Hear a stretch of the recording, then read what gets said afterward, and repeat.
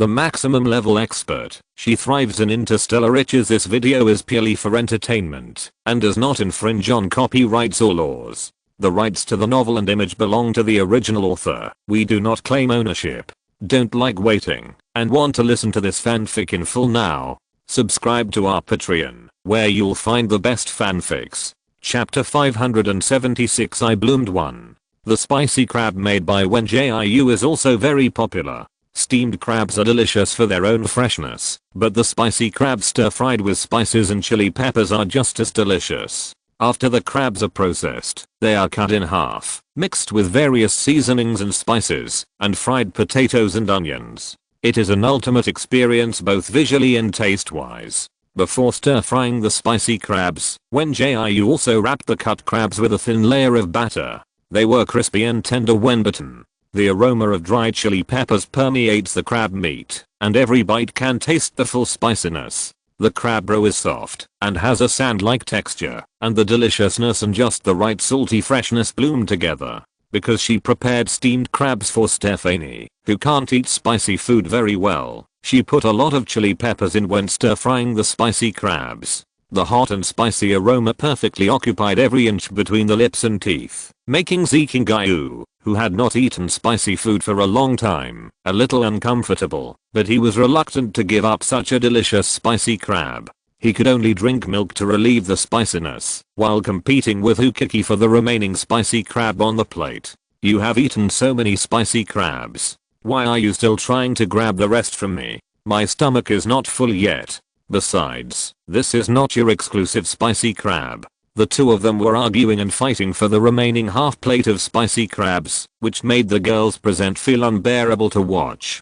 Kyoshi very elegantly took the tissue and wiped the corner of her mouth gently, then smiled gently and said, Jiu, the crab roe noodles you made are really delicious. Hearing this, Wen Jiu, who had just finished the last mouthful of noodles, raised his head. Really? If you like it, I will make it for you next time, if I have the chance. She was worried that everyone would not be able to eat crabs, so she did not catch too many crabs in the creek. Now that she thought about it, she should have caught more crabs. Anyway, the pond behind the villa could keep the crabs for a while. Little Jiu, Stephanie said, not to be outdone. Then I want to eat the steamed crabs you made. Wen Jiu was very good at balancing water, so he took a tissue and wiped the corners of his mouth and said, okay, I'll make it for you according to this specification next time. After she finished speaking, Kyoshi and Stephanie groaned. If she could use emoticons in real life, she felt that she should draw 3 black lines on her forehead,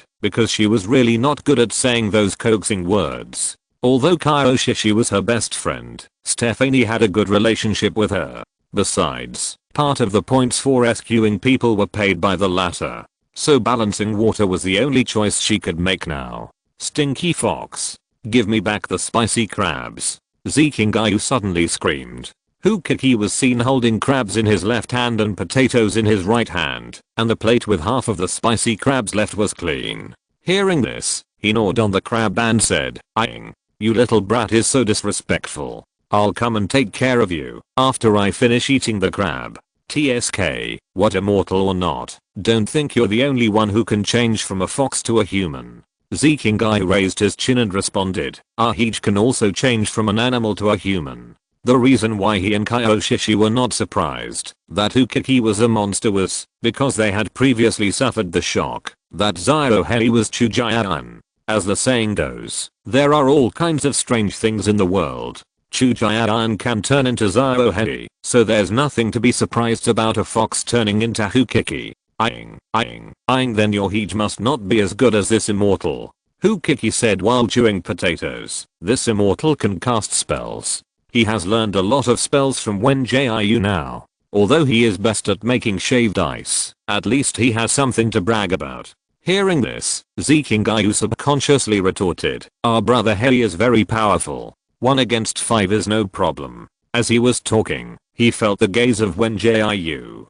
The other party hesitated for a moment before speaking. I was busy talking to you about the situation in the base this morning, and I didn't have time to ask you if you knew where Chujian was. We don't know this either.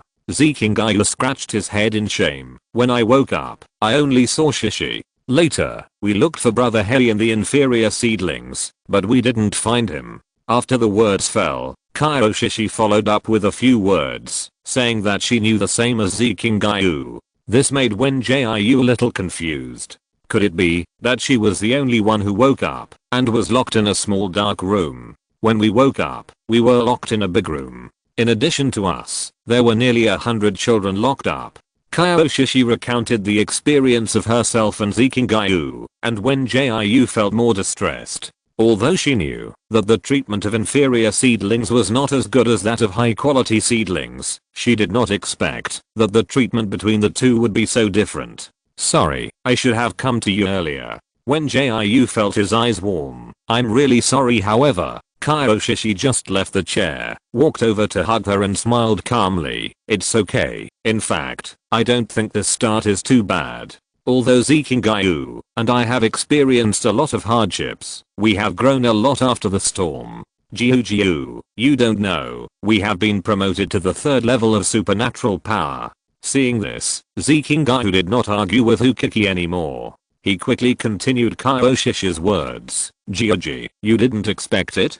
This speed shocked me and Shishi. So I think it's okay to have a bad start. Maybe I can break through to the 4th level in a few more months. Okay, I know you are all optimistic. Wen Jiu didn't want to make the atmosphere so sad. By the way, I haven't asked how you were caught. After the words fell, Kyo Shishi and Zikingayu fell into silence instantly. Although they didn't want to recall the scene at that time, there were some things they couldn't escape.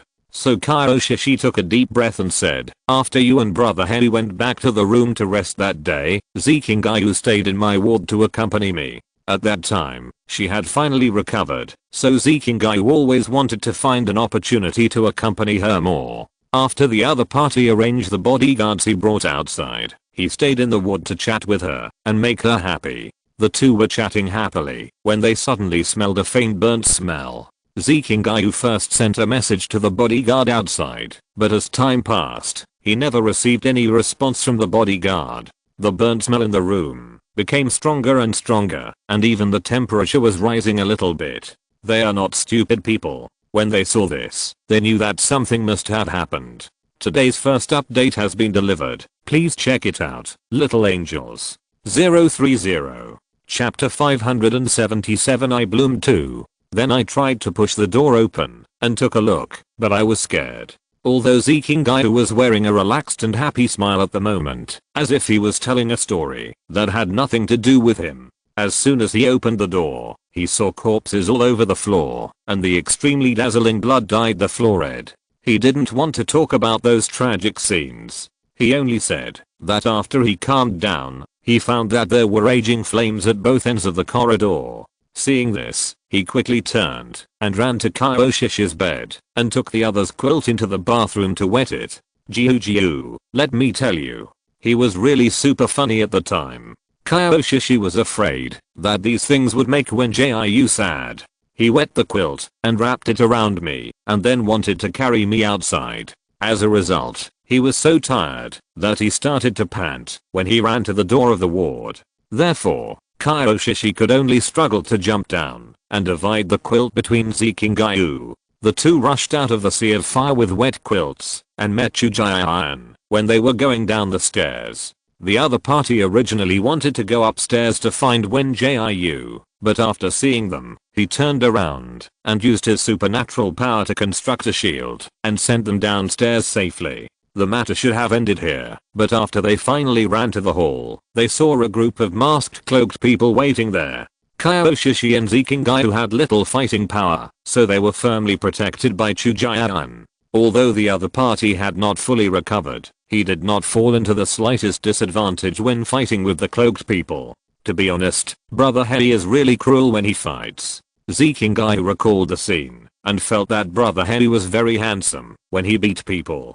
So handsome that he had forgotten the other party's brutality. Although Chujian had the strength of 1 against 5, the group of cloaked people seemed to be endless, relying on the human wave tactics to consume his physical strength and energy crazily. More and more cloaked people attacked us from behind. Although Teacher Yu's friends came to help, They were outnumbered. Wen Jiu also knew what happened without them telling him what happened next. However, after hearing the name of Teacher Yu, she felt an indescribable sense of weirdness. This name made her feel both familiar and strange. No matter how hard she thought, she couldn't remember anything about Teacher Yu. Could it be that Teacher Yu was the person missing in her memory? However, Zikingayu continued to talk, as if she didn't notice her abnormality. I really miss my parents. They must be very worried when I disappeared. He sighed. Oh, when can we leave here? I want to eat the dark dumplings made by my mother. You don't know how terrible the dumplings made by my mother are. The dumplings stuffed with potatoes, fish, coriander are dipped in ketchup.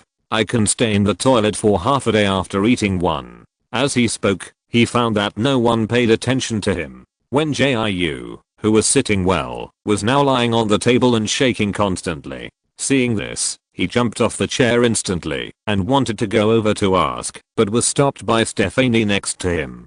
The other party lowered his voice and said meaningfully, Jiu is looking for her lost memory, don't disturb her at this time. Huh. But Shishi and I. Zikingayu was about to refute Stephanie's words and saw Wen Jiu suddenly got up and rushed into the bedroom. Seeing this, Shishi subconsciously wanted to ask, but after she took a few steps forward, she heard Stephanie say lazily, you go do your own things, don't disturb her before she comes out. Her lost memory is different from yours. It's not easy to get it back. So Xiaohua and Xiao Banli, do you want to go out and play games with me?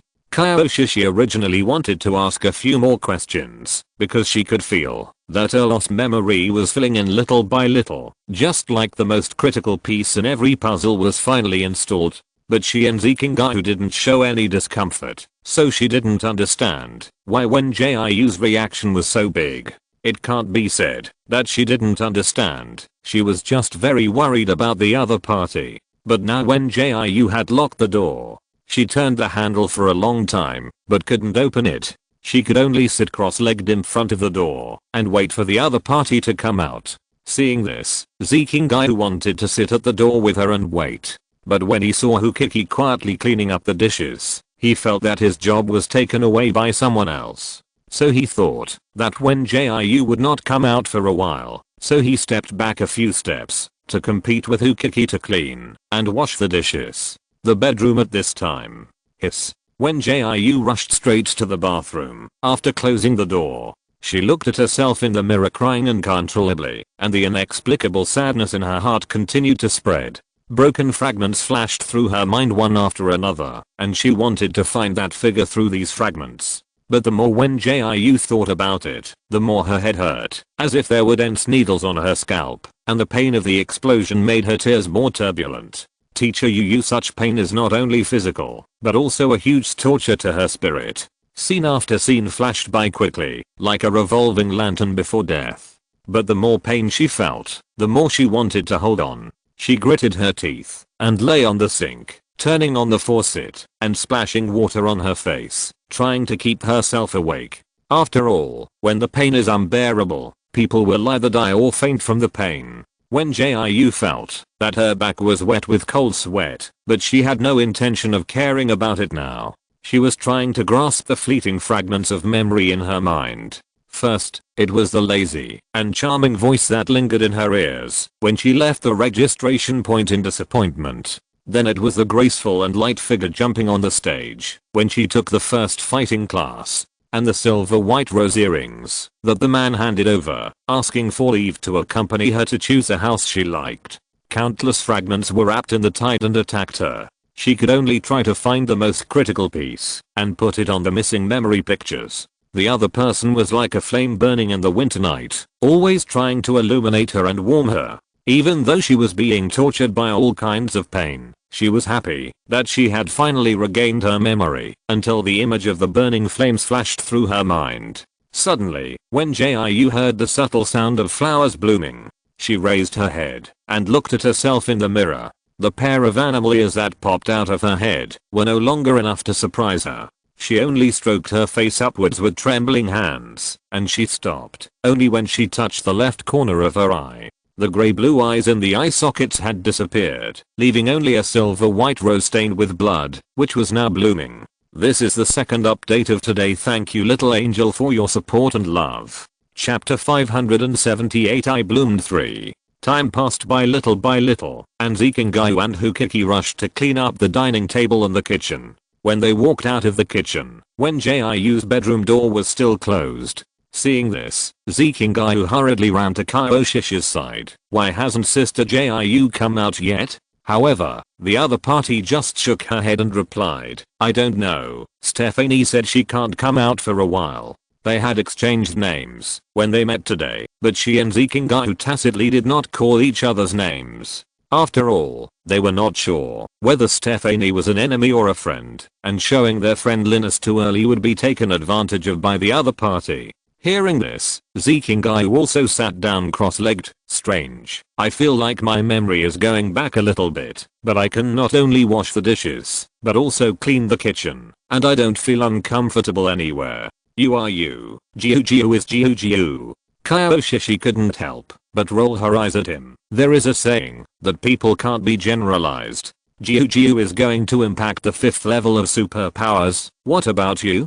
Zeke and Gayu was a little helpless to hear this. He also wanted to improve his superpower level quickly, but his talent was indeed not as good as Wen Jiu. It was already very good to be able to reach the 3rd level in the past 2 months. Just as they were discussing how to improve their superpowers, they suddenly heard a ticking doorbell. Oh, I'll go take a look.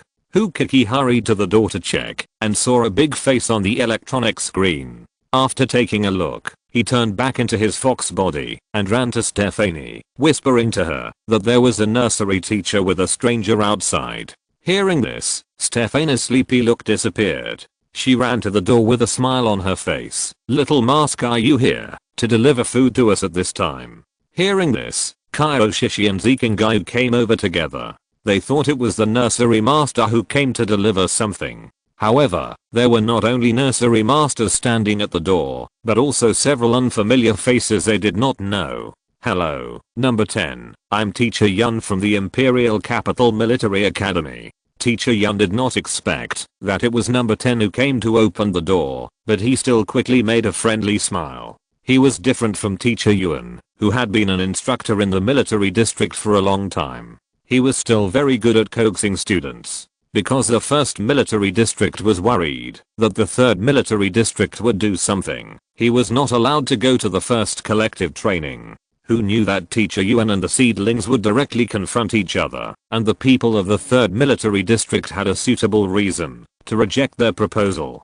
to train together during the event. Although he was just a teacher at the Imperial Capital Military Academy, he was still very clear about the mission he came for this time. It is naturally difficult for the teacher sent by the 3rd military region to get information, but it is different for the students of Myomio class. As long as they have more contact with these students, they will be able to get useful information sooner or later. Therefore, the joint training of the Imperial Capital Military Academy and the Myomio class must continue, but the people of the 3rd military region have been using the students of the Myomio class to shirk them. The training has been carried out separately in the past few days, and it is not conducive to their investigation. So after the teachers of the Imperial Capital Military Academy discussed it, they decided that Teacher Yun would come forward to find the root of the conflict. That is, number 9 and number 10 of the Myomio class. It is said that they have the deepest conflict with Teacher Yun.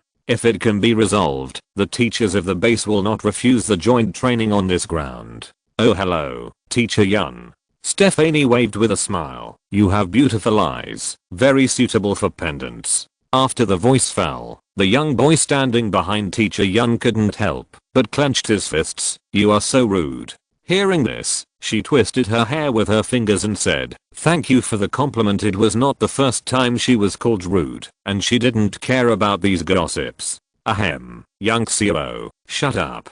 Teacher Yun coughed a few times as a warning. Hello, number 10, don't you want to invite us in to sit down? When he said this, the nursery teacher next to him only glanced inside the room and stepped back a few steps. Anyway, he was only responsible for bringing the people from the Imperial Capital Military Academy, and it was none of his business if the other party wanted to die. Well, I don't want to. Stephanie took out an axe from the storage ring. I just like to stand at the door and chat. If you want to come in, that's fine. As long as you leave a finger as a souvenir, I will invite you to my house after that. She wiped the sharp and shiny axe with a smile. Seeing this, Zikingayu, who was watching the fun, quickly shrank to Hukika's side. He didn't expect Stephanie to dare to show her axe in front of the nursery teacher. Isn't the other party afraid of enjoying a painful electric shock massage after breaking the rules? Well, this time I mainly brought Young Xiao and Fei Junren to apologize. Although Teacher Yun's ability level is not high, he is very good at dealing with people. After he saw Stephanie showing her axe, he gave up entering the house very tactfully. Because Teacher Yuan was too arrogant to come over to apologize, he only brought Young Xiao and Fei Junren this time. He learned from other students that these two children were teammates of number 9. As a result, they felt that number 9 would be a hindrance, so they threw this thick thigh out. Fei Junren was a kid from a decent family, so it was inevitable that he was a little spoiled. But he didn't expect that his nephew Young Xiao would also do stupid things with him. In order to avoid No 9's revenge in the future, he quickly brought the two of them to apologize. Hearing this, Stephanie looked at them with disdain. Isn't this apology too insincere? Besides, they are so old and still need the teacher to help apologize, which is really embarrassing. Teacher Yun didn't show any shame or anger, but smiled politely. It's inevitable that minors are ignorant, and I hope that number 9 can come out and talk to them. They stood here for a long time and didn't even see the shadow of number 9. Hey, what's that expression on your face? Kyoshi walked to Zikingayu's side. I'm talking to you. Why are you ignoring me? She originally wanted to go back to the bedroom door to wait for Wen Jiu, but she was worried that the people outside the door would notice something strange. So she simply walked to Zikingayu's side and saw the surprise on the other's face. Hearing this, Zikingayu came back to his senses. He hesitated for a moment before saying, No, I was just thinking about something. After that, he continued to look outside the door, as if nothing had happened. Seeing this, Kyoshi originally wanted to ask a few more questions, but she suddenly felt a violent energy fluctuation. She looked back and saw a faint halo of light coming from Wen Jiu's door. Today's third update is delivered on time. Thank you all for your support again. 030. Chapter 579 Level 5 Superpower 1. Kyoshi could sense the movement in the room, and the people outside the door could naturally sense it as well. Is number 9 trying to reach level 5? Teacher Yun was the first to react. Because he had been a teacher at the Imperial Capital Military Academy for 4 or 5 years, he naturally knew that the higher the level of the ability, the greater the movement when it was promoted. This kind of situation where only some energy fluctuations were produced usually occurred when a level 4 ability person was trying to reach level 5. In addition, only number 9 was not here at this time, so the first thing he thought of was that the other party was trying to reach level 5 somewhere else. Ahem, Teacher Yun. The nursery teacher who was responsible for bringing them here also came back to his senses. Since number 9 is busy, let's leave first. The people from the Imperial Capital Military Academy could not be allowed to stay here any longer. If they were found to be promoting the seedlings too fast, they might be able to follow this clue to move up. Hearing this, Teacher Yun still looked friendly and amiable on the surface. You are right. Since it is so unfortunate, I will bring them to apologize another day. After saying that, he turned around and left with Yun Xiao and Fei Junren with an apologetic look on his face. Seeing this, the nursery teacher first made a few gestures to Stephanie and then slowly chased after the people from the Imperial Capital Military Academy. After all, he was the one who brought them in. With the do not disturb barrier, those people could not get out if he did not accompany them. The next second, after he turned around, Stephanie closed the door. Little Jiu's promotion speed is too fast. It really scared me. Although she said that she was scared, she had a happy smile on her face. However, except for Hukiki, who was shaking her tail on the sofa, the other two were sitting cross-legged in front of Wen Jiu's bedroom door. As their memories reappeared bit by bit, their concern and worry for Wen Jiu became stronger. Stephanie, are you sure Jiu is trying to reach the 5th level of supernatural power? Kyoshi looked at Stephanie with a worried look. Although she wanted to knock on the door to ask Wen Jiu what was wrong, she kept sitting at the door waiting, considering that Stephanie said not to disturb him. Hearing this, Stephanie stretched her body and said lightly, well, it should be. I don't know either. You don't know? Then why don't you let us in? Zikingayu questioned angrily. Don't you claim to be Jiu's best friend? Aren't you worried that something will happen to her? However, Stephanie just shrugged nonchalantly. Little chestnut, since you care so much about Jiu, why don't you want to believe that she can get through it on her own?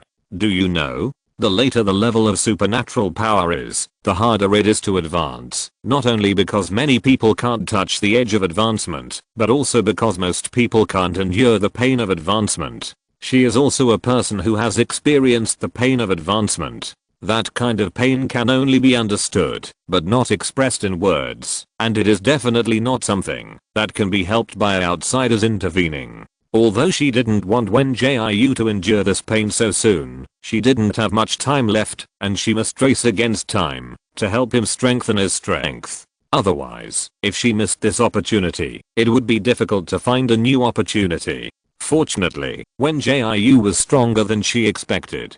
After regaining his memory, he activated his potential. If nothing unexpected happens, the other party should be able to reach the edge of the 6th level of superpowers this time. In the end, she had to thank those people for the news they sent her. If it weren't for Wen Jiu, she really wasn't sure how likely she was to escape from this almost isolated ghost place. After hearing her words, Kyoshi's eyes flashed with suspicion. She always felt that Stephanie's words were a little strange, but she couldn't find out what was wrong for a while. The later the superpowers are promoted, the more painful it is. This is something that all superpowers know. So the other party's words were not wrong. They really couldn't help Wen Jiu. But, when Kyoshi was still thinking about Stephanie's words and deeds, she suddenly heard a slight clicking sound. The next second, with the sound of the door opening, the person she had been thinking about appeared. Wen Jiu leaned against the door frame with a pale face. I say, don't you feel cold sitting on the ground? Hearing this, Kyoshi quickly stood up. Jiu, go lie down and rest. As she said that, she hurriedly supported Wen Jiu to the bed, and on the way she did not forget to ask Zikingayu to pour a cup of hot water. Kiki, who was napping on the sofa, woke up at the sound. He jumped lightly and landed on the ground and turned into a human form. Then he went to the kitchen to intercept Zikingayu's hot water and replaced it with a cup of tea with wolfberry and red dates. Zikingayu was flustered for a while and didn't think so much. Fortunately, Kiki reacted in time. So he walked into the bedroom with the tea, brewed by the other party. Sister Jiu, drink some hot tea. Be careful not to burn your mouth. As they entered the bedroom, one by one, the fox, Stephanie turned her eyes away. She knew it was not appropriate for her to go in at this time, so it would be better to wait for the people inside to finish their words of comfort. Thanks, but I don't really want to drink it. After being stuffed into the bed by Kyoshi, Wen Jiu lay down obediently. She had no strength at all now, let alone sitting up, to drink a cup of hot tea. It was already very difficult for her to force herself to open the door just now. Seeing this, Zikingayu put the teacup on the bedside table. Okay, then you can call me anytime when you want to drink it later. This tea making expert will definitely bring you the hottest tea. Oh, this cup of tea is obviously made by me. Kiki turned back into a fox again. It first jumped onto the bed very skillfully and then found a comfortable position to lie down. At this time, of course he had to show his presence to avoid being snatched away by the chestnut kid. Okay, it's just a cup of tea. What's there to fight about?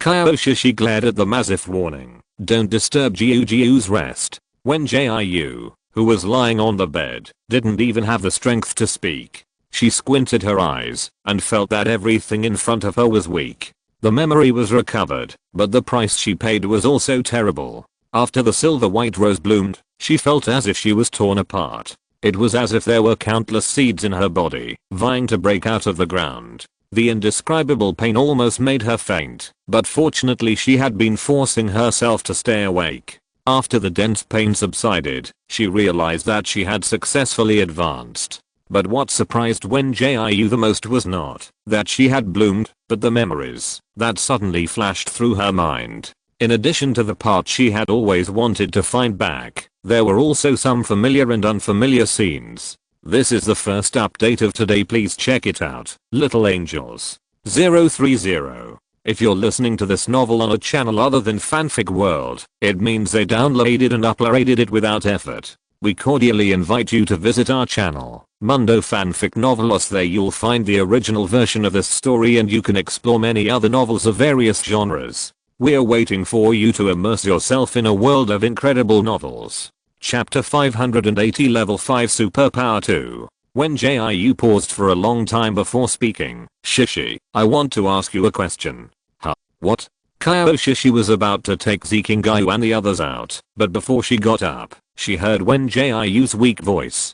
Do you still remember the big spider we met in Dianui Forest before? Wen Jiu thought about the fleeting images. If I say that I killed that big spider, would you believe it? I don't know if this is a bonus for gaining my memory, but it actually made her remember those hidden things. Before Shishi could answer, Zikingayu answered first. Jiug, what are you talking about in your sleep in broad daylight? I asked the teacher later, and what appeared at that time was a 4th level green-eyed giant spider. We had just mastered our superpowers at that time. How could we beat a 4th level interstellar beast? Besides, we all fainted after being caught. How could you kill that spider? After he finished speaking, Shishi also nodded in agreement. It's not that they don't believe in Wen Jiu's strength, but all the students fainted under the influence of venom after being caught by the interstellar beast, and they were bound by spider silk cocoons like cages. Therefore, they found it difficult to believe each other's words for a while.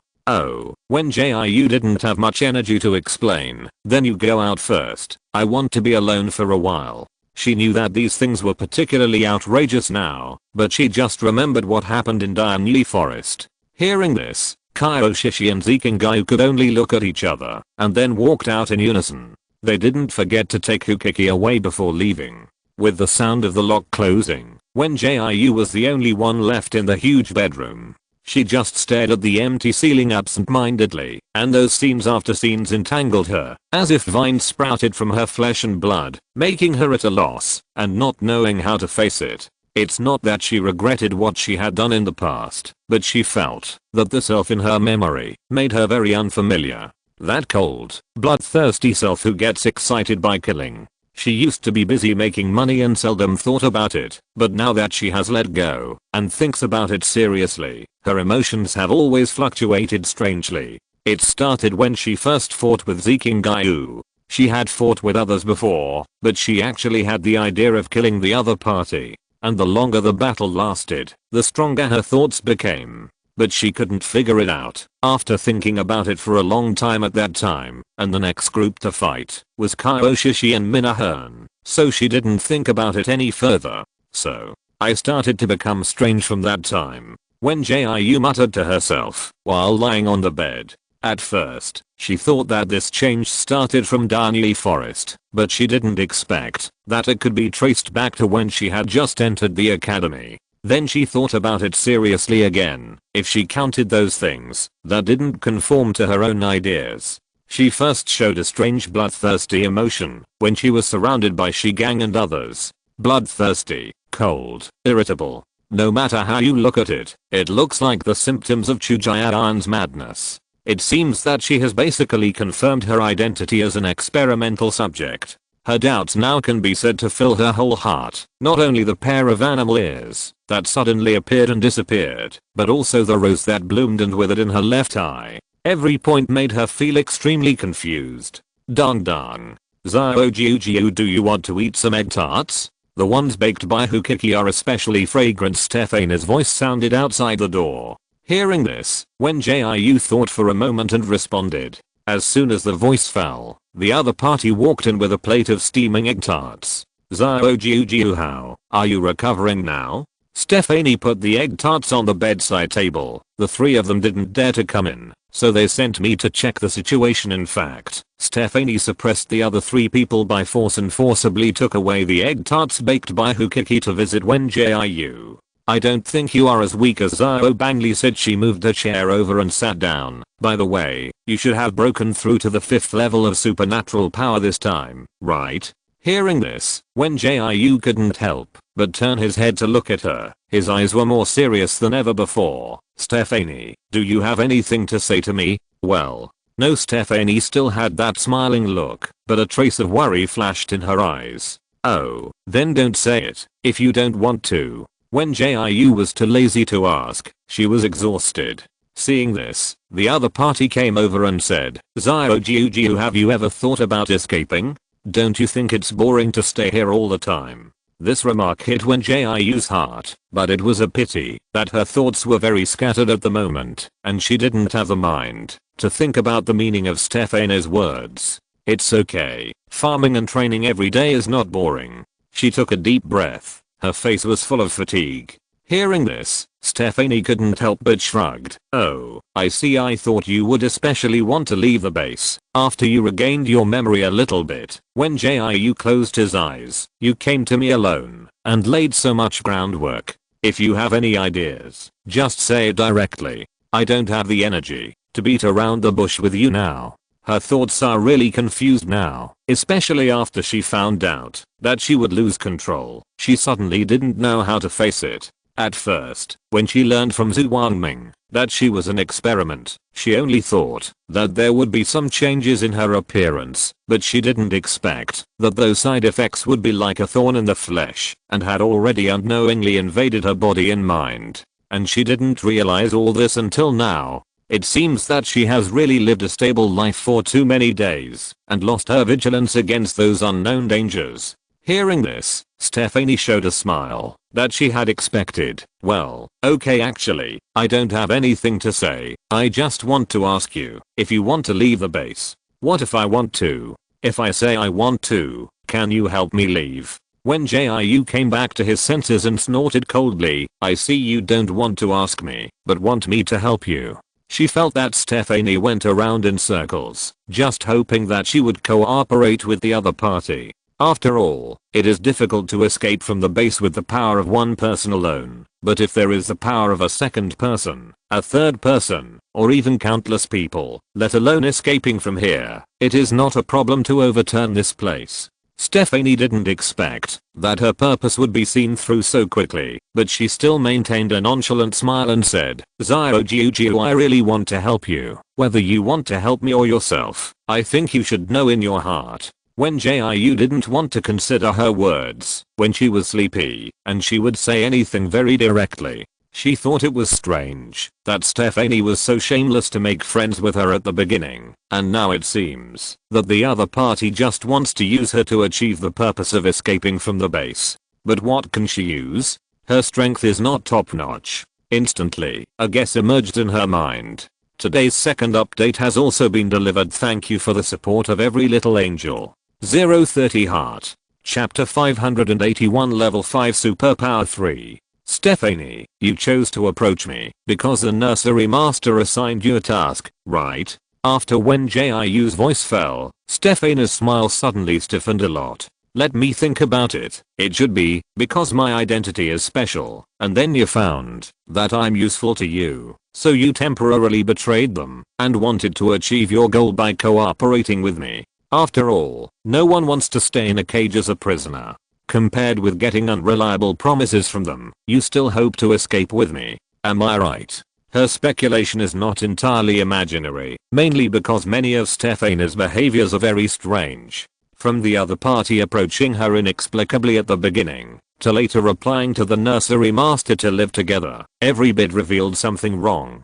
So she just calmed down and inferred the conclusion from these clues. Maybe there is a certain deviation in this conclusion, but she believes that the general situation is correct. After listening to her words, Stephanie relaxed a lot. The other party picked up an egg tart and took a bite. Zhao Jiu, you are smarter than I thought. It seems that my vision is really very good. Oh, the egg tarts made by Hukiki are quite delicious. Do you want me to help you sit up and eat? Hearing this, Wen Jiu just pursed his lips and said, no, if you have nothing else to do, just go out. Since you don't want to talk about some things, don't talk about them again in the future. I will treat you as a rebellious partner. If I can come up with a plan to successfully escape, we will cooperate, if you are willing. If you don't want to, then I will get rid of you. She never likes to talk around the bush.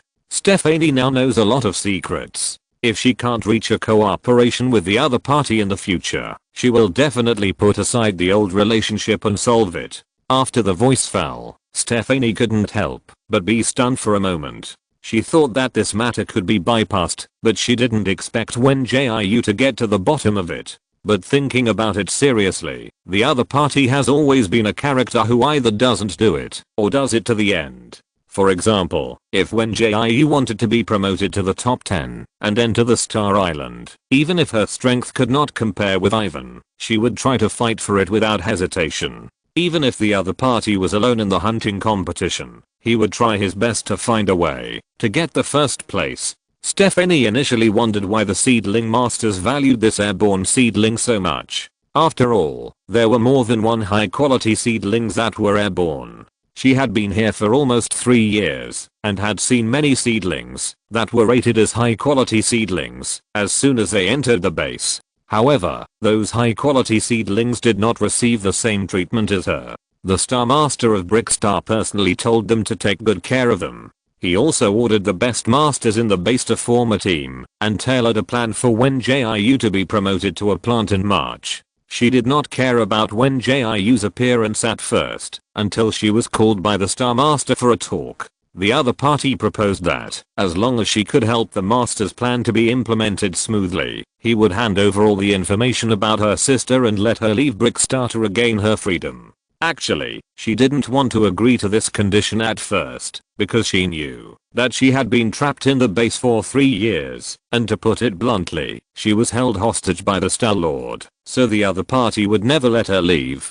But when she sneaked into the bathroom of the Zuoan building to get information, she suddenly became interested in this girl who looked very fragile, so she agreed to the conditions proposed by the Star Lord. I was very cooperative with them at the beginning, Stephanie confessed, while eating egg tarts. They asked me to approach you, so I approached you. Oh, by the way, there is a little secret I didn't tell you actually. I'll let you win in that challenge. Didn't expect it? Wen Jiu could guess this without her saying it. She was only a level 2 psychic at that time. How could she beat Stephanie, who was level 6? Even if she had a golden finger, it would be difficult to do this. What's more, she didn't have any golden fingers. If she had, she would have blown up this broken base long ago. Wen Jiu, I have been punished many times for you. Stephanie couldn't help showing a wronged look. They asked me to beat you up, preferably until you are left with only one breath. But I really like you, so I can't bear it at all. After returning to the residence, I was electrocuted for not carrying out the mission. Although she made an aggrieved look, her tone of voice was still so relaxed and happy, as if she was telling a story that had nothing to do with her. In fact, Wen Jiu was almost asleep when she heard this, but she still forced herself to continue listening. There was nothing special about the rest. Stephanie guessed the specialness of Wen Jiu, and the other party's promotion speed was ridiculously fast, so she had the idea of rebellion. Anyway, there was no way for her to stay in the base, so she might as well try to persuade Wen Jiu to let him take her away from here. It's just that she didn't completely let go of Wen Jiu, so she kept these things hidden and didn't confess. Well, I've almost eaten all the egg tarts. Stephanie licked her lips with a satisfied look. That's how it is, you can ask anything you want, but whether I answer or not depends on my mood. Seeing this, Wen Jiu fell silent for a while. Although Stephanie seems to be very abnormal, she is not inferior to any seedling in terms of strength or intelligence, and is even much better than other seedlings. This can be seen from the fact that Stephanie has been able to stay safely in the base for nearly 3 years, and the other party dared to provoke all the other top 10 seedlings. She now reasonably suspects that the reason why Stephanie did not get the number 1 is not because of her lack of strength, but because the other party did not want to take it. After all, there will be a challenge every once in a while. If the seedlings provoked by Stephanie want to hold a grudge, they can retaliate in the challenge. She doesn't believe that other seedlings are all kind people. And there is no rule in the challenge that does not allow high-ranking seedlings to challenge low-ranking seedlings. But Stephanie has not been retaliated by any seedlings so far, and no seedling dares to refute when the other party is crazy. Even when number 2 heard those impolite words, he just smiled to show his response, which shows that Stephanie's strength is definitely not inferior to the other party. So Wen Jiu thought for a while before asking, by the way, do you know where all the seedlings that became plants went? She couldn't confirm her guess yet, so she might as well ask something else to see if she could get Junkyard's whereabouts. Today's third update is also delivered on time. Thank you again for your support and love. W Chapter 582 I want to save someone 1. Hearing this, Stephanie snorted at first, and then showed a mysterious smile. Jiu, we haven't reached a cooperative relationship yet. Why are you so eager to get my words? Have you ever heard of the saying, you can't let a horse run without giving it grass? This is clearly an attempt to get some benefits from Wen Jiu, but the other party just doesn't buy it. Oh. Do friends have to be so clear? Or do you not regard me as a good friend at all? Wen Jiu kicked the ball back to Stephanie, who was stunned for a moment, before smiling and said, Jiu, you hurt my heart by saying this. I regard you as my best friend. It's just that I think you don't regard me as your best friend. I have to get some benefits to make myself feel at ease. Stephanie is really crazy when she is crazy, but she is also really sober when she is sober. She was able to stay in the base for nearly 3 years without any harm. In addition to her strong strength, few people could compare with her in terms of intelligence, so she could not take anyone seriously. She could take the first place if she wanted to, and she could fall to the high quality seedlings at the back if she wanted to. Anyway, no one could punish her. After hearing this, Wen Jiu couldn't help but smile. She really didn't consider Stephanie as a friend yet. After all, she had never found out the details of the other party. And she was alone in this strange base, and it was impossible for her to casually open her heart with a stranger. So Stephanie now hit her thoughts, and she didn't feel ashamed or angry. Well, what benefits do you want? Points or information in exchange for information? Wen Jiu turned over lazily and buried his whole body in the quilt. Hearing this, Stephanie threw away her slippers, rolled onto her bed with a thud, and got into her quilt very comfortably. In the blink of an eye, the two of them became close contact. Seeing this, Wen Jiu suddenly turned to the side. What are you doing? Although it was not the first time for her to sleep in the same bed with someone, it was really scary for Stephanie to suddenly get into the bed like this. Hold me, and I'll tell you. The other party's voice suddenly became coquettish. Just hold it. Hearing this, Wen Jiu crawled towards Stephanie like a caterpillar. Then hold it. She just wanted to raise her hand to hug the other party, but was hugged into a cold embrace instead. Stephanie was like hugging the most precious doll. Jiu, I really like you. But why don't you like me? I'm no worse than Jiu Banley, Jiu Huahua and Jiu Huli. Let me go first.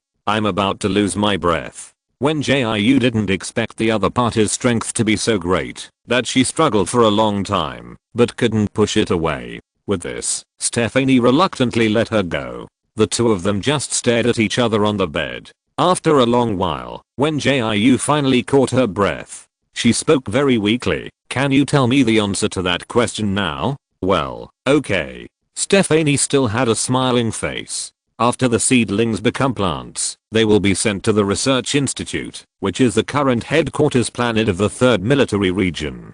The security there is very strict. If the difficulty coefficient of escaping from the base is 5 stars, the difficulty coefficient of escaping from the Research Institute is 10 stars. After all, Brickstar is only a backup base planet for the 3rd Military Region and the 5th Military Region. It cannot be too much in terms of vigilance and defense, otherwise it will easily attract the attention of other military regions. This is also the reason why Stephanie has been lingering on. Once she really becomes a plant and is transferred to the Research Institute, she will only have a 10% chance of escaping from there. But on Brickstar, she has not been living a life of idleness and waiting for death for these years. She can't say that she knows everything about the vigilance and defense and personnel management here, but she has a good understanding of it. As long as she can find a suitable opportunity, she will have a 60% chance of escaping. Hearing this, Wen Jiu couldn't help but fall into deep thought. She was sure that Chu Jian was sent to the research institute, so she couldn't find him in the nursery base. But it was already difficult to escape from the nursery base, not to mention going to the headquarters planet of the 3rd military region to rescue people. But she couldn't just abandon Chu Jian.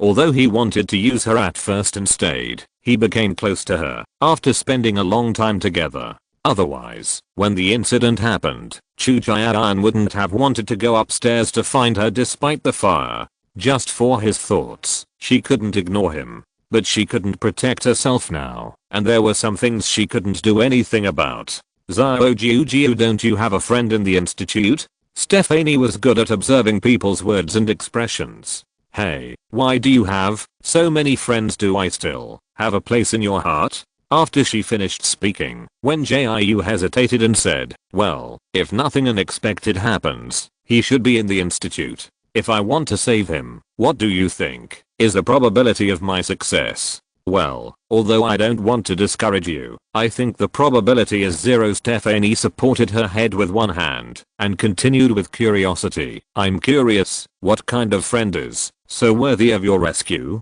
The nursery base is naturally not comparable to the headquarters planet of the 3rd military region. The level of vigilance and precautions is not on the same level. Not to mention saving people, it is difficult for strangers to log on to the planet. So she was very curious about what kind of person would make Wen Jiu have such an outrageous idea. He is a very important friend of mine. Wen Jiu did not avoid her topic this time. That is to say, as long as you become a plant, you can enter the headquarters planet, right? Hearing this, Stephanie rarely put on a serious expression. Jiu, don't think about using this method to save people.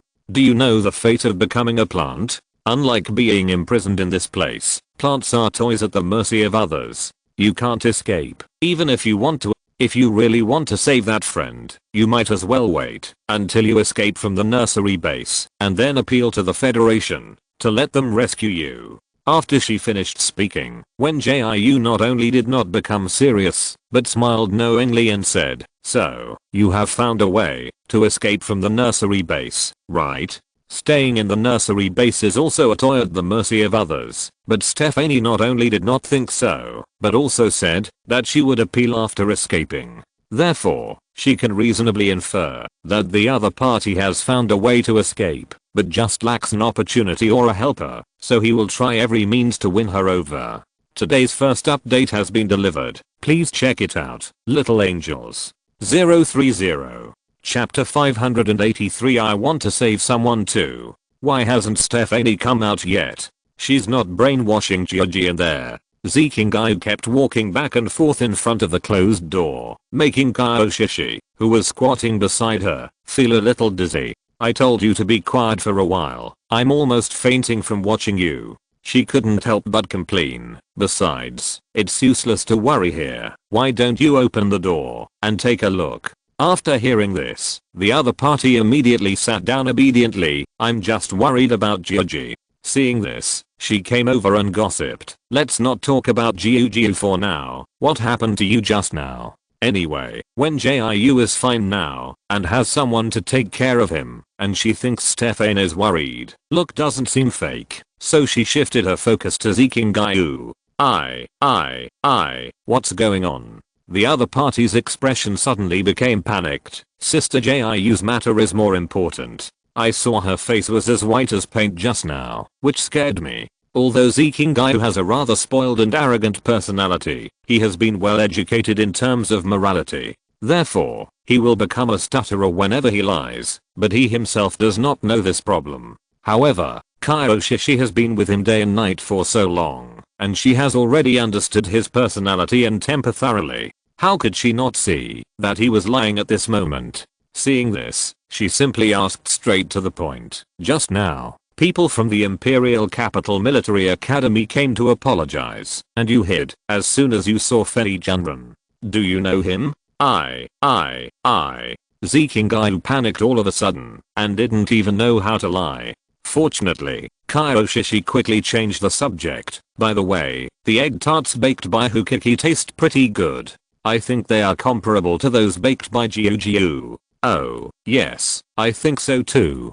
Zikingayu stood up quickly. Then I'll go to the kitchen to get you a few more. I remember that you like egg tarts the most. After saying that, he ran to the kitchen in a panic. If it was something else, he would definitely tell Kaioshishi, but he really didn't know how to start this. He did know Fei Junren, and to be close, they were cousins, but to be clear, they were strangers who no longer had any contact. Although he was born after his grandparents left the Fei family, he was taken to the imperial capital Star by his father when he was very young. It was mainly because his father's best friend there died, so the family returned to the imperial capital Star to attend the funeral. He was only about 3 or 4 years old at the time, and he didn't understand what it meant for someone to die, so he ran around while his parents went to pay their respects. As a result, he was tricked by several children who came to the funeral and locked up in an inconspicuous utility room. He was locked up in there for 9 hours, and no one let him out, even though he cried until his voice was hoarse. He didn't know how those kids could be so bad. They knew how to avoid surveillance and kidnap him when they were only 7 or 8 years old. Later, his parents finally found him and the kids who kidnapped him and asked them to apologize to them. But those kids just laughed and said that they were just playing a joke on him. Yes, it was just a malicious joke to them, but he almost suffered from claustrophobia because of it. Zikingayu has not been able to forget this incident until now, and he can't forget the name of the child who suggested doing this. Is this a case of enemies meeting on a narrow road, Fei Junren? He muttered unconsciously again.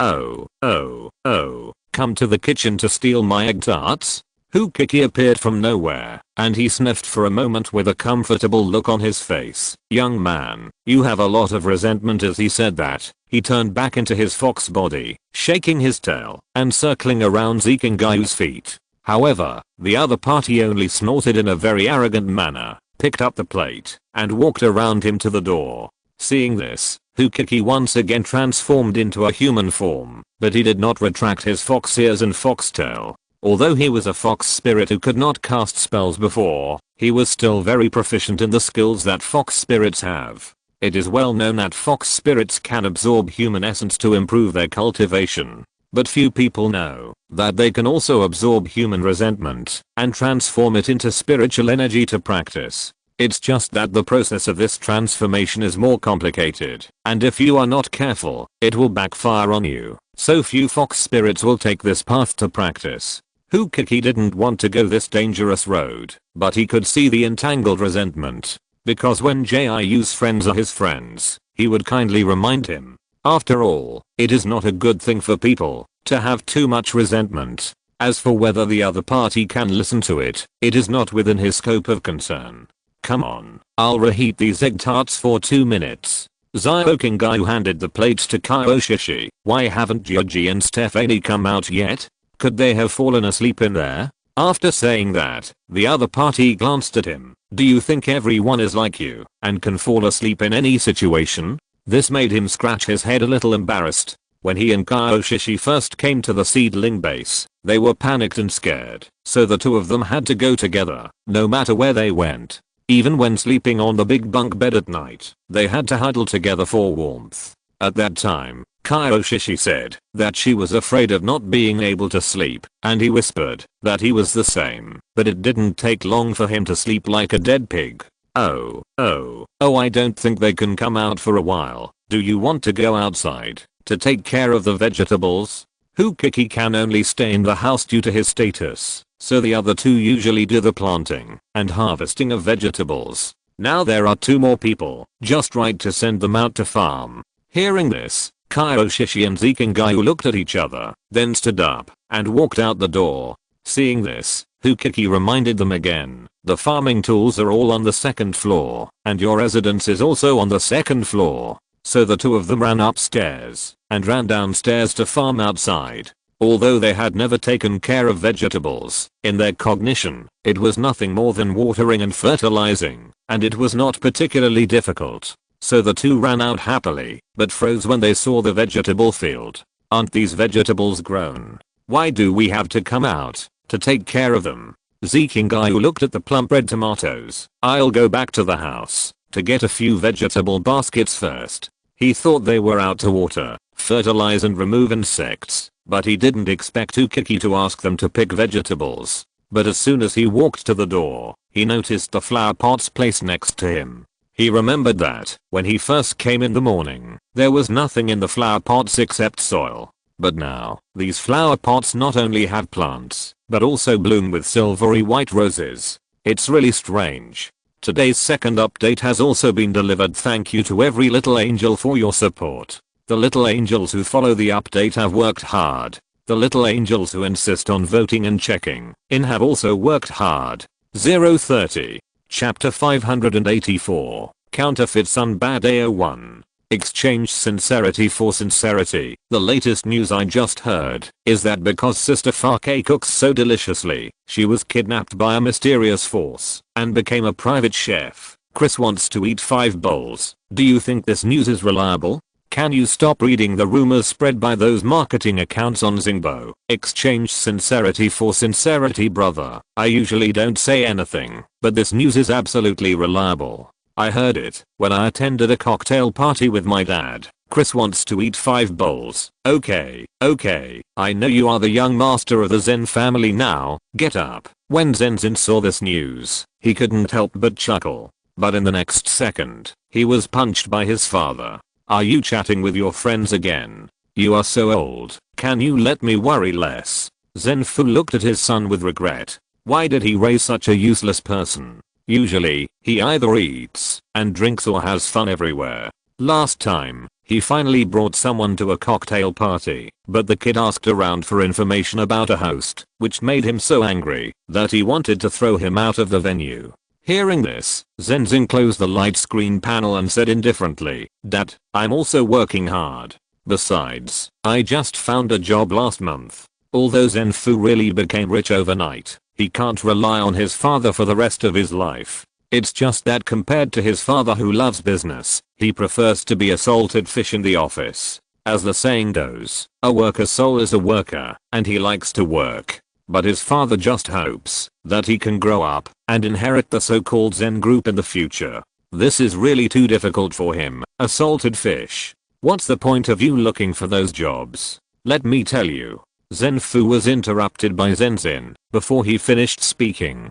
Dad, didn't you say you would take me to find that master? We have been wandering around the Starlight Night Market for a long time, but why haven't we found the master you mentioned? Hearing this, Zenfu couldn't help but become serious. Master, you should address him as Sun Bankson, you know. Of course, you can also call him Master Sunday. Zenzin wanted to laugh when he heard this. He felt that his father was really superstitious to a certain extent.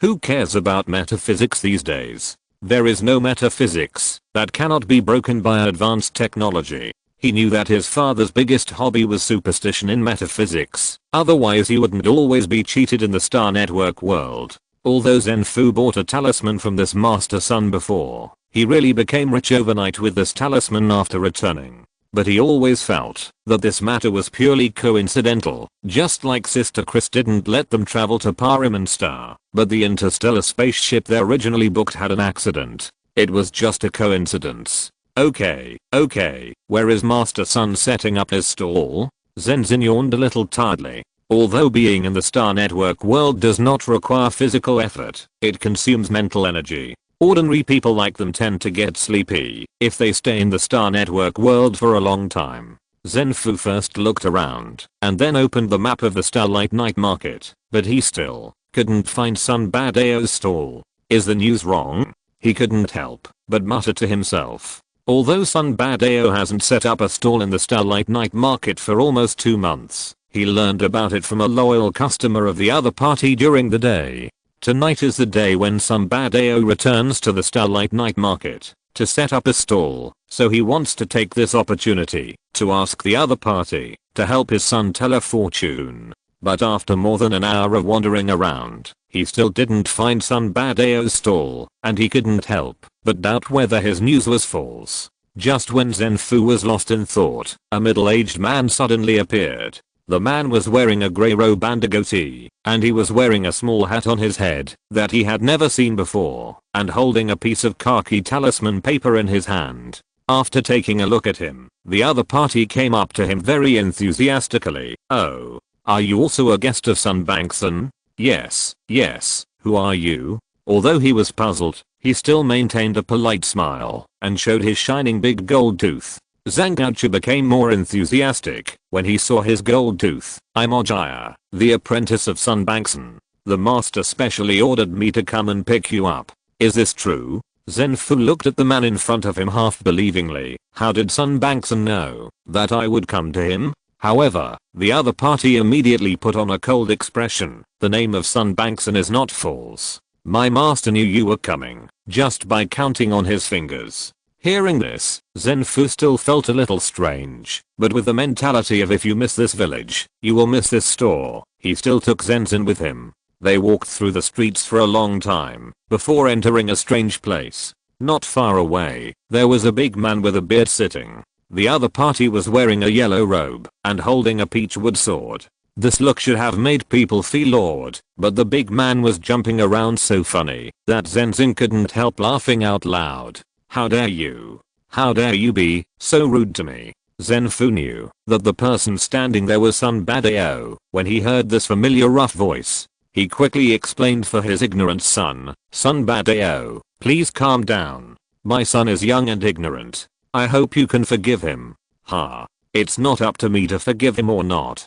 Sun Badao stroked his beard with half his eyes narrowed. "It all depends on God's will." After he finished speaking, he ignored Zenfu and continued to jump around a young woman. Zhang Gaochu, who had been silent until now, finally spoke up. "Sir, my master is exorcising the evil spirits from that girl. Don't think he's joking." Sorry.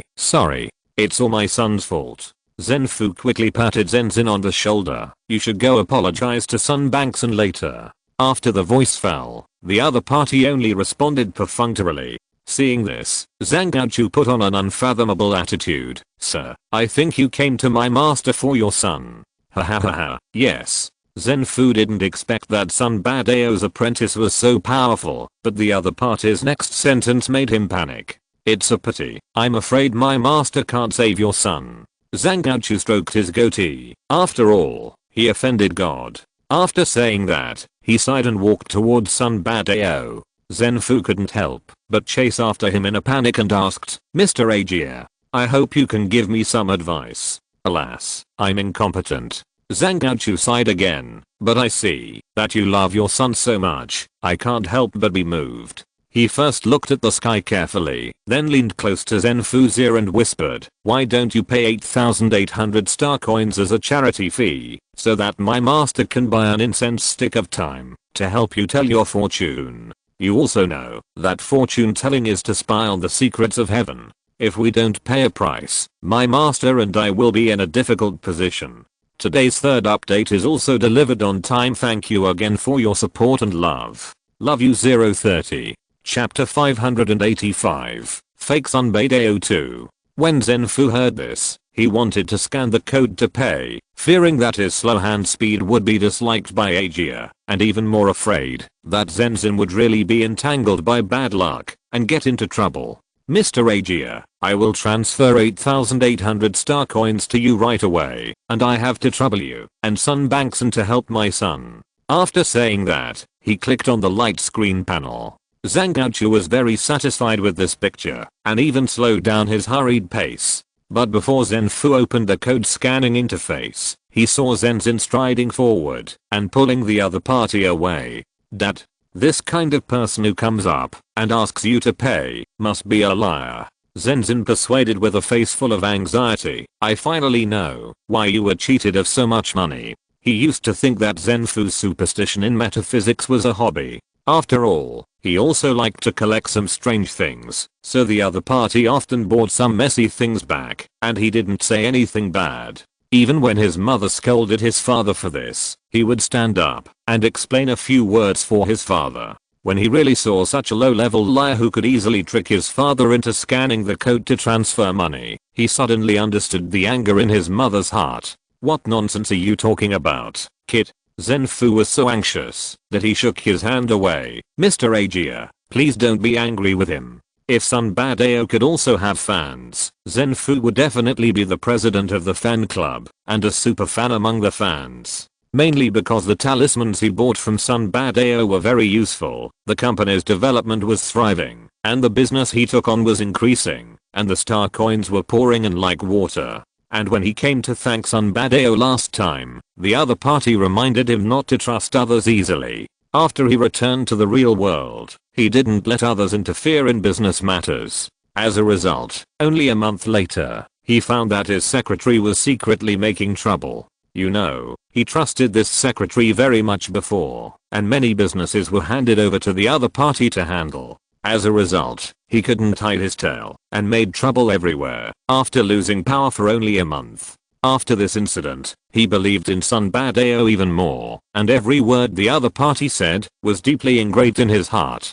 Zhang Gaochu saw that the father and son were still arguing, so he raised his chin proudly and turned to walk towards the stall. It's not easy to be a liar these days. I don't know how this Sunbadeo is so good at cheating that he can deceive so many people. It's just that the other party hasn't been to Xinguang night market for a long time. I think he was either poached to another market or he was reported by someone. But it doesn't matter. They got a lot of information from Liu Daoba, which is enough for them to pretend to be Sunbadeo and make some money. Heaven and earth, please show your power. All the gods will show their power. At this time, the fake Sunbadeo was still performing an exorcism ceremony for Jilinger. After jumping around randomly, he sprinkled some water on the other party. It is said that this is a rare fairy water, and a drop of it can cure all diseases. Okay, then spend another 30,000 star coins to buy a dream talisman. I guarantee that you will not have nightmares from tonight onwards. Hearing this, Jilinger couldn't help but frown and asked, "Master Sun, I heard that the most expensive talisman here does not exceed 10,000 star coins. Why do you want to sell me this dream talisman for 30,000 star coins? What do you mean by this, girl?" It was Zhang Gaochu's turn to take the stage at this time. The prices in this star network world change every day. Why is my master's talisman not worth 30,000 star coins? After he finished speaking, Li Xiangke, who was responsible for impersonating Sunbadeo, immediately showed an unhappy expression. Seeing this, Jilinger could only grit her teeth and answer, "It's not that I think Master Sun's talisman is not worth it. It's mainly because these 30,000 star coins are really too expensive. And you just took almost 20,000 star coins from me. If you don't want to buy it, just leave. There are many people begging my master to sell it." Zhang Gaochu turned his head with a look of contempt. "Did you see the father and son standing there? People just begged my master to sell it." After hearing his words, Jilinger looked over and saw that there was indeed a father and son standing not far away, and they were arguing, as if they were arguing about something. "Beauty, do you know what they are arguing about?" Zhang Gaochu did not forget to continue to coax her. "The father originally wanted to pay 50,000 to buy my master's talisman, but his son thought the price was too low and wanted to increase the price. But they have a limited budget just like you. But his son thinks that the low price is sorry for my master, and now he is pestering his father to pay more." The more Jilinger listened, the more she felt that her behavior just now was impolite, and even felt that it was particularly worthwhile to buy a beautiful dream talisman with 30,000 star coins. So she bowed to Zhang Gaochu to thank him, and then walked to Li Xiangke, who pretended to be Sunbadeo. "Sorry, Master Sun, I was presumptuous just now. I will pay for the talisman now." As she said that, she clicked on her own code scanning interface, but just as she entered the value of 30,000 star coins, she saw a group of people in uniforms walking over not far away. "Dad, I will prove it to you now. Those Sunbadeo and AG are all liars." Zenzin was tired after talking for a long time. He simply called the management department of Xinguang Night Market to report it, but he really didn't expect the security guards of Xinguang Night Market to come so quickly. Zhang Gaochu and Li Xiangke were stunned when they saw this scene. They quickly put the things on the stalls into the space and then wanted to jump to other places. But the security guards of Xinguang Night Market are not freeloaders. When they came, they blocked this coordinate and prohibited people here from jumping coordinates or leaving the Star Network world. Hey, Master Sun, what are you doing? Even if Jilinga was stupid, she reacted at this time. She took advantage of the moment when Zhang Gaochu turned around and tried to escape and kicked him in the back. Fuck. Zhang Gaochu was kicked unexpectedly and fell forward, pulling down Li Xiangke in front of him.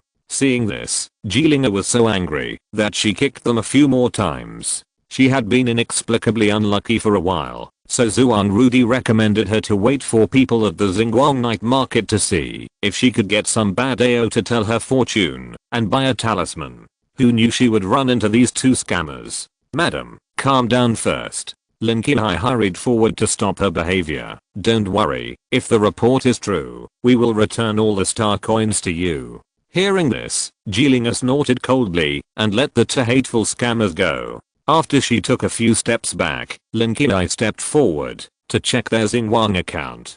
Come on, take them back to the management department. The witnesses should go back with them. She waved her hand helplessly. This was the third person who pretended to be Sun Bad AO to cheat in that month. She followed the security guards to check the situation every time, but she couldn't find the real Sun Bad AO every time. Alas. Lin Qihai couldn't help but sigh. She didn't know when she could complete the task assigned by her superiors. However, she quickly adjusted her state and smiled politely at Jilinga and said, Madam, please come with us. The other party seemed to be sending a voice message to a friend, so after a while, she responded, Oh, Xiaodi, when you are free, take me to see Master Sun. I was almost cheated out of my fortune by these hateful liars. Jilinga first complained to Zhuan Rudi for a long time, and then went to the management department with Lin Qihai. Today's first update has been successfully delivered. Please check it out, little angels. 030, whisper, pull out the long-lasting vest for a walk. 586, come out if you can. But all this is unknown to the real Sun Bad AO, because the real Sun Bad AO is busy with training every day, and he also has to endure his anger and act as the principal of the kindergarten. Sometimes he has to teach the two new children to take care of fruits and vegetables. Sometimes he has to mediate the conflicts between the new and old children, and sometimes he has to go to the kitchen to teach the inhuman little fox to cook. In short, life is colorful, but every day I feel tired and exhausted. Be careful when you dig sweet potatoes. Don't dig the sweet potatoes bad. I beg you, can you be quiet for a while? Last time I said who was right, so this time you are right. Okay, let's go and don't argue anymore. You didn't beat the egg whites well. You have to beat them a few more times or they can't be used. Wen Jiu has never felt that life is so difficult, but since Zikingayu and Kaioshishi moved in together, she suddenly realized that some things can't be forced. For example, let Zikingayu and Hukiki reduce the frequency of disputes. Let Kaioshishi and Stephanie stop being jealous, and friends don't have to live together. Jiug, I'm absolutely not lying to you. Hukiki really ate the meringue just now. Jiu, don't listen to his nonsense. I just tasted it. In the past, Zikingayu and Kaioshishi liked to bicker the most, but now it has become Zikingayu and Hukiki who really bicker. This person and the fox can quarrel over who is the best at washing dishes, from the time she gets home from training at night to when she goes out during the day. In comparison, Kaioshishi and Stephanie are relatively quiet. They get along very harmoniously most of the time, and only when she accidentally favors the other side will they quarrel a few words in a weird way. Jiu, I want to eat the pizza you feed me too. Xiaohu, why are you jealous too? I'm busy making things and I can't spare my hands. You have nothing in your hands, so what can you let Jiu feed you? Whenever the two girls discuss makeup and outfits, they can get along very friendly, but whenever she accidentally shows partiality, they can be weird about it for a long time. It would be fine if it happened once or twice, but such things happen every day, which really gives Wen Jiu a headache. In addition to the headaches of family matters, the daily single person exclusive training also bothers her. It seems that, because of the noise she made when she broke through the 5th level of supernatural power that day, the nursery teacher has not organized group training since then. Not only was the group training cancelled, but she hasn't seen any students from the Imperial Capital Military Academy for several days. Stop arguing and talk about something serious, okay? Wen Jiu just returned home after training today and heard Zeke and Gayu arguing with Hukiki again. Her individual training is much more tiring than group training. In addition to daily physical fitness, supernatural powers, and mecha training, she also has to do various skill training exclusive to medical soldiers. Identifying herbs and mixing potions are child's play. She now has to learn how to rescue teammates on the battlefield and how to use professional equipment such as medical cabins. So she is exhausted after training every day, and she feels like she will die if she says 2 more words. After the voice fell, Zekingayu and Hukiki really stopped arguing. One person and one fox went to pour water and serve midnight snacks respectively. Jiu, come and I will peel 2 oranges for you. I just picked them from the tree tonight. Kyoshi didn't say much, just sat on the sofa and peeled oranges. Even Stephanie, who had just finished training, walked to her side and massaged her very sensibly. Even the cleaning robot, that had been silent all the time, also cleaned up automatically and very well. Alas, the people from the Imperial Capital Military Academy should leave in 2 days. When Jiu collapsed on the sofa with a tired face, how can we find a way to escape after they leave? She and Stephanie originally thought that they would find a time to collude with the people from the Imperial Capital Military Academy and use the intelligence in their hands to exchange for a chance to escape. However, they did not expect that the seedling base directly cut off their contact with the Imperial Capital Military Academy. Not to mention colluding to escape, it was even difficult to find a student. Zhao Jiu, don't worry. Stephanie pinched her shoulders and said, some things can't be rushed. At worst, we can change the way. Hearing this, Wen Jiu couldn't help but take a deep breath and said, change the way, or I will blow up the base. She said this just to tease, but she didn't expect Stephanie to answer seriously. Okay, but don't blow it up too much. I think the environment of Star Island is pretty good. Wen Jiu was speechless after hearing this. Where did the other party get the confidence to think that she had the ability to blow up the base? Although, it should be difficult for us to blow up the base, right? Zekingayu carefully brought the red date tea, and maliciously damaging other people's property is against federal law. Hearing this, Kyoshi glared at him. You know to talk about federal law at this time. Then they kidnapped us, and it was also illegal. Why didn't anyone stand up and say that they broke the law? That's right. Hukiki never missed any opportunity to confront Zekingayu. Seeing that several people were about to start a drama again, Wen Jiu quickly interrupted and said, let's not talk about federal law here. After all, they were the first to break the law and kidnap people, but we really need to plan it well. She had just said half of her words when she heard the visiting doorbell ring. This doorbell that was dripping like water came from her do not disturb protective shield.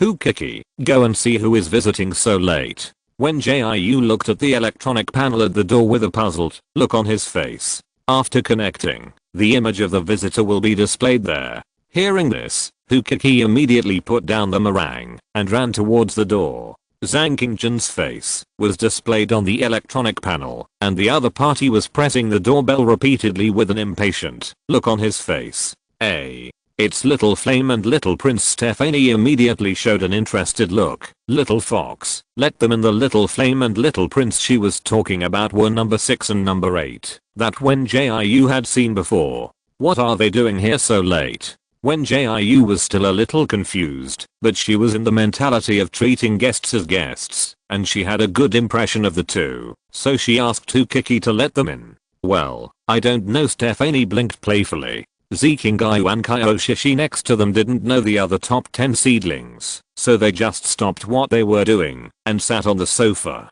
After they waited quietly for a moment, they suddenly heard a shout from outside the door. Number 9, if you have the guts to come out, I'm going to beat you to a pulp today. This is the second update today. Thank you for the support of every little angel. Super thanks 030. If you're listening to this novel on a channel other than Fanfic World, it means they downloaded and uploaded it without effort. We cordially invite you to visit our channel, Mundo Fanfic Novelos. There you'll find the original version of this story and you can explore many other novels of various genres. We're waiting for you to immerse yourself in a world of incredible novels. Chapter 587. Come out if you can too. Wen Jiu was really confused when she heard this. She and number 6 didn't have any grudges against each other, so why did the other party suddenly come to fight her? Before the other 3 people in the room said anything, they saw Hukiki wiping her tears and saying, Master Jiu, have a safe journey. I will take your inheritance and escape. Hearing this, Wen Jiu grabbed the slippers and threw them at him. Are you looking forward to my death soon? That little yellow-haired boy looks more powerful than you. Hukiki fully demonstrated the nature of a vixen and a fence sitter, and I have no ill intentions. I just hope you can go in peace. Before he finished speaking, he was hit by the slippers again. Hukiki, bring back both slippers for me. Wen Jiu thought about it and decided to go out for a while. I want to see how arrogant this number 6 is. He actually dared to come to my doorstep to ask for a fight. She had been annoyed by various things these days and was worried about not finding a place to vent. Now that there was a punching bag delivered to her door, she would not hesitate to hit it. She would make this number 6 have no way back. After she finished speaking, Kyoshi and Zikingayu stood up at the same time, looking like they were going to go out to help her. Only Stephanie, who was busy eating oranges, had the 4 words fighting is about to start written all over her face. When Hukiki took back the slippers aggrievedly, Wen Jiu walked towards the door with a heavy heart. Number 9, don't hide in there and keep silent. I know you are at home. You have the ability to snatch number 8's things. Why don't you have the ability to open the door? The more she listened to number 6's shouting, the more speechless she felt in her heart. You know, there are all round hidden surveillance outside the house. That is to say, those nursery teachers hiding in the dark can see everything that is happening to them at the moment. Although being picked on for a fight is not shameful, she feels that being watched by others while she is beating up a fool is quite embarrassing. Number 9, can you do it? There is really no one hiding in the house and not coming out, right? No way, no way, no way. Number 6 squatted lazily on the ground, and number 8 next to him silently took 2 steps to the side, as if he was also disgusted with the other party for being embarrassing. Enough. Why are you still yelling endlessly? Wen Jiu saw number 6 as soon as he came out. After the other party grabbed 2 handfuls of hair casually, he stood up and walked over with his hands in his pockets. Hey, won't you let me in for a visit? Hearing this, the corners of Wen Jiu's mouth twitched for a moment. How could someone come to look for a fight and want to visit the house? Is there no one with a normal brain among the top 10 seedlings? Didn't you say that I stole no 8's things? Wen Jiu walked down the stairs with a cold face. Tell me, what is worth coming to my place to look for a fight in the middle of the night? However, number 6 just tilted his head and glanced behind her. If you don't let me in, how can I find the things? Okay, she understood. This person really came to look for a fight. So she grabbed the hoe beside her and rushed over. The other party seemed a little speechless when seeing this, but soon responded. TSK, it's not good to fight with your own weapons, right? Number 6 stretched his muscles lazily while constructing a layer of shield with his supernatural power. Seeing this, Stephanie was still eating oranges and said vaguely, come on, Jiu, please beat up the idiot number 6. The 2 people and the fox next to her silently stayed away from her, fearing that they would be implicated because of her words. Seeing that Wen Jiu and number 6 were really about to fight, number 8, who had been watching from the side, finally said, stop fighting. Solve any problems with reason. Also, the thing that number 9 took away from me was a pet fox. Hearing this, Wen Jiu, who was about to rush to number 6, instantly changed direction. She ran to number 8 with a hoe and asked angrily, what nonsense are you talking about? The fox has been following me for a long time. When did he become your thing? After saying that, she did not forget to turn back and glare at Hukiki. This vixen is really good at attracting bees and butterflies, and even brought the enemies to her doorstep.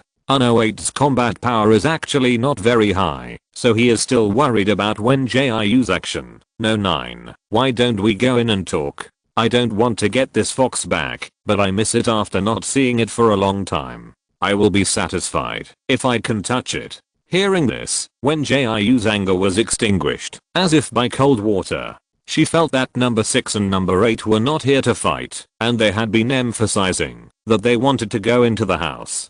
Could it be that these two people wanted to hide something from the nursery teacher? So she grabbed No 8's collar viciously and dragged him towards the house with an angry face. At the same time, she also provoked number 6, who was standing beside her. You are worthy of fighting with me?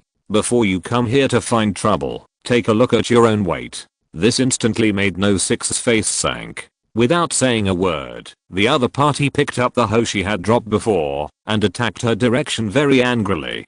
Fortunately, she blocked number 8 in front of her with her backhand, which made number 6 stop his attack. With a bang, the door closed, and number 8 cleared his throat and asked, Number 9, we have something to talk about. Can you let me go first? No, just say what you want to say. Wen Jiu did not forget number 6, who was watching covetously beside her. She didn't want her house to be messed up. Seeing this, Stephanie quickly took an apple and sat on the sofa. Oh, isn't this little Flame and the little prince? Welcome to our home. Zeke and Gayu and Kaioshishi, who were confused the whole time, were dragged over by her to sit on the sofa to watch the show, leaving only Hukiki, who had to show his fox body. Heh, do you think I want to come here? Number 6 took a piece of grass at some point. If number 8 hadn't said that I had to come, I wouldn't bother to make this trip. Hearing this, Wen Jiu grabbed No 8's collar again and asked, Tell me, what exactly do you want to do by running here so late? I don't believe you want to steal my pet fox. However, before the other party could answer, number 6 asked directly, when do you, number 10 and your two friends plan to escape from the nursery base? Can you take us with you when you escape? You. Number 8 was speechless when he heard this. He wanted to consider the lines and discuss the conditions with Wen Jiu, but he didn't expect his pig teammate to tell him the purpose right away. What the hell? Wen Jiu complained subconsciously. She knew that number 6 and number 8 must have something to do so late, but she never thought that they were here for this. The most important thing is, how did they know what I was thinking? Today's third update was also delivered on time. Thanks again to the little angels for their support. 030. Chapter 588. Come out if you can 3. Huh. Don't say you haven't thought about it yet. Also, I didn't come here so late to listen to your nonsense. Number 6 seemed to know that Wen Jiu would not be cruel to number 8, so he put down his hoe and took an apple to eat leisurely. Why are you so impolite? Kaioshishi was originally sitting on the sofa, but after seeing him behave so freely, she couldn't help but say what she was thinking. Hearing this, he walked over while eating an apple. Huh. You are not even in the top 10, and you are qualified to ask me to be polite. As soon as he finished speaking, he was kicked by Wen Jiu unexpectedly and almost fell to the ground. The apple in his hand fell with a thud and rolled under the sofa. Then am I qualified? You come to other people's homes as if you are visiting your own home. You think you are particularly reasonable when you say you are impolite. Do you think you are an emperor who came to visit incognito? Wen Jiu was thinking about how to answer number 6's question, but in the blink of an eye, he saw that the other party wanted to bully Kaioshishi. She absolutely could not tolerate such a thing, so she did not even bother to think about the answer and raised her leg to kick number 6 in the back. Seeing this, number 8 suddenly regretted letting number 6 come along. He was originally worried that number 9 would attack him, so he asked him to accompany him. As a result, not only was his past exposed by number 6, but the other party also made number 9 unable to calm down. He was really worried that he and number 6 would be packed up and thrown out the door by number 9. So he had to speak quickly to divert the other party's attention. No 9, listen to me. I know you and number 10 have been planning to escape for some time, but have you thought about how to deal with the chip on the back of your neck? After he finished speaking, Wen Jiu turned his head and looked at him. First of all, where did you know about this? Secondly, do you know how to deal with the chip? However, these two questions were difficult for number 8 to answer, so he became mute again for a while. Hiss, you look so weak, how come you kick so hard? Under normal circumstances, number 6 would have picked up a weapon and beat the person who kicked him until he begged for mercy, but no matter how unruly he was, he did not forget the purpose of his visit. So he just dusted off the dust on his back and then sat down on the ground. To be honest, he thought that number 9 was as weak as number 8 and only became one of the top 10 seedlings because of his smart brain. But he did not expect that the other party was not only smart, but also very agile and flexible. Seeing this, he really wanted to find an opportunity to fight with number 9. He could be said to have fought all the top 10 seedlings, except for the newcomer. Just as he was about to suggest finding an opportunity to fight, Wen Jiu snorted and said, "You don't understand this, I'm calling it Lin Jiu pulling out a weeping willow." Okay, number 8, if you think of a good answer, just tell me now, lest you stay in the house all the time and arouse suspicion. It was strange that they came to the house so late, and now they entered the house. If they stayed too long, the nursery master would definitely suspect them. Hearing this, number 8 calmed down and answered, I do have a way to deal with the chip on the back of the neck, but as a condition, you must take number 6 and me to escape together. He finally avoided the first question raised by Wen Jiu. After all, he promised that person not to reveal any information. But he felt that with the other party's IQ, he should be able to guess the answer to the question. While he was thinking, he suddenly heard Wen Jiu say, okay, I can agree to your conditions. Number 8 was stunned by this, because he didn't expect the other party to agree so easily, and he thought he was going to be made difficult. After all, the chip on the back of my neck is really difficult for me to deal with, so I think the conditions you proposed are acceptable. Wen Jiu sat on the floor very casually. She had been thinking about how to deal with the chip before, but she didn't expect that someone would give her a pillow when she was sleepy. All the seedlings were injected with a chip by the nursery master. This chip can not only stimulate electric current to control them, but also has the function of real-time positioning to facilitate monitoring of their actions. If they can't find a suitable way to deal with the chip, then their plan to escape from the nursery base will be difficult to achieve. Hearing this, number 8 was relieved and said, I see, but I have another condition. It's best to say all your conditions at once. Don't say them one by one when you remember to, otherwise I will turn my face and deny it, you know? Wen Jiu doesn't like this kind of person. She thinks that if you have something to say, you should say it all at once, and there is no need to make it like buying vegetables in the market with a different price every now and then. Her words made Stephanie laugh immediately. Little Jiu, don't be so mean to the little prince. He just likes to make conditions. Hey, are you one of us? Why are you talking to outsiders? When Jiu heard this, he was unhappy. After listening here for a long time, he understood that number 8 and number 6 came to ask Wen Jiu for help. Since they wanted to ask his sister Jiu for something, of course they had to get their attitude right first. And he was very unhappy about no 6 scolding Kaioshishi just now. If it weren't for his sister Jiu rushing to help, he would have scolded the other party to cry and go home to find his mother. Little chestnut, you don't understand this, right? Stephanie smiled and supported her chin with one hand. The little prince is so pleasing to the eye. If little Jiu gets angry and beats him up, then this face will be ruined. Hearing this, number 6 couldn't help but turn his head back to look at her with half squinted eyes, and the fierceness in his body also increased at this moment. Seeing this, Kaioshishi and Jiu both quietly moved away from her, for fear that they would be beaten together. Only she was still calmly commenting, but I think little bean sprout is better looking than the little prince. Speaking of which, I haven't seen little bean sprout for a long time. I don't know if he misses me secretly. Little bean sprout. Which one? Number 6 calmed down again at this moment. Why are you giving nicknames to others all day long? Don't you feel bored? Stephanie seemed to be immersed in her own world and ignored the questions he raised. But he was used to it, so he turned his head and said to number 8, Prince, tell me what conditions you have, otherwise the nursery masters will come later. They finally found an excuse to come to number 9. It would be bad if they were suspected by the nursery masters because of this. Forget it. Number 8 shook his head resignedly. I only have two conditions. One is that you take number 6 and me with you, and the other is that you must tell us your plan. This is the first update of the day, please check it out. Little Angels. 030.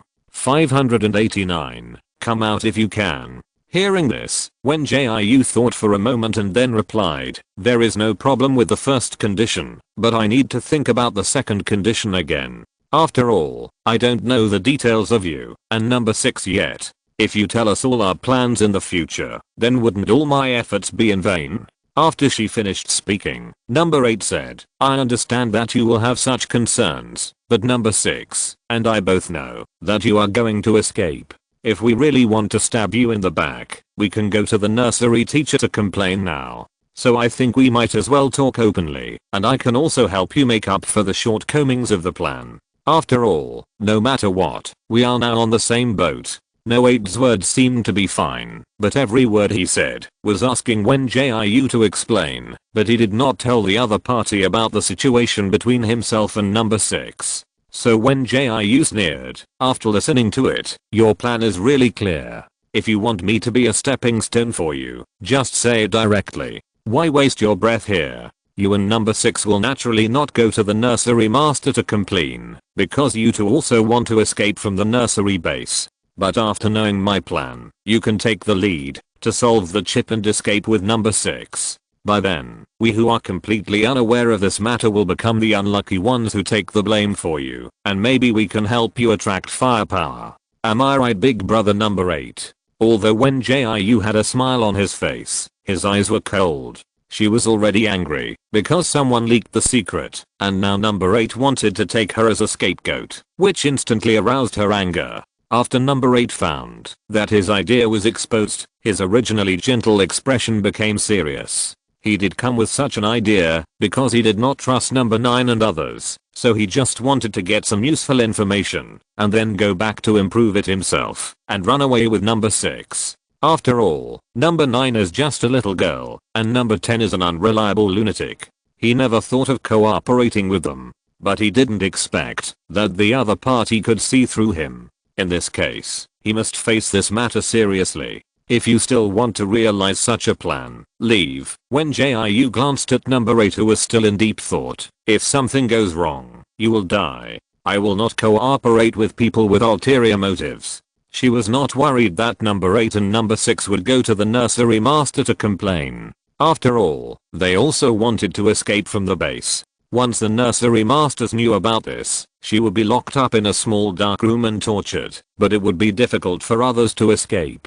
In short, it was a lose-lose ending. But she believed that people like number 8 would not make such a choice. Heh, it seems that I underestimated you before. Number 8 couldn't help but laugh at himself, but since you've already told me the truth, I won't think about it anymore. Hearing this, Wen Jiu stared at him with a scrutinizing look and said, really? Then do you want to continue to discuss cooperation with me? If not, I'll have to send you away. They have been here for too long, and she doesn't want to be targeted by the seedling master because of this. It's a rare opportunity to come here. Why don't you talk? Number 8 swept away his previous gentle expression. Then I'll be frank, I know a way to solve the chip, but you need to use your plan in exchange. When you have made up your mind, come to No 8's residence to find me. I can demonstrate how to deal with it on the spot, but I must see the escape plan, and this plan must take me and number 6 with it. After saying so much in a roundabout way, it was actually all for the purpose of escaping from here.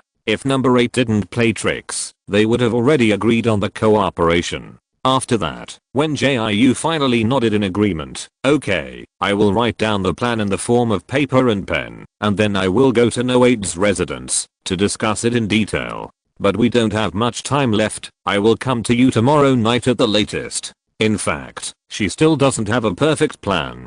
Although Stephanie has provided a lot of useful information, they are still discussing the specific time of escape. At present, the best time is a day when the people from the Imperial Capital Military Academy leave. Because at that time, the star track leading to the outside world will be opened, and there will not be too many defensive troops in the nursery base. After all, the Imperial Capital Military Academy is a military academy under the 1st Military Region, and the troops of the nursery base will be sent to escort it. In this way, the supervision troops inside the nursery base will be reduced a lot. Hearing this, number 8 immediately understood what she meant. You want? Yes, this time point is also the most suitable in my opinion. It seems that we have the same idea in this regard. Then I wish us a happy cooperation first. Wen Jiu smiled and responded to him. The few people who had been sitting next to him and listening all showed puzzled expressions. They just thought Wen Jiu would fight with number 8, but the two of them not only stopped the tense atmosphere, but also sat down face to face and reached a cooperation in a calm manner.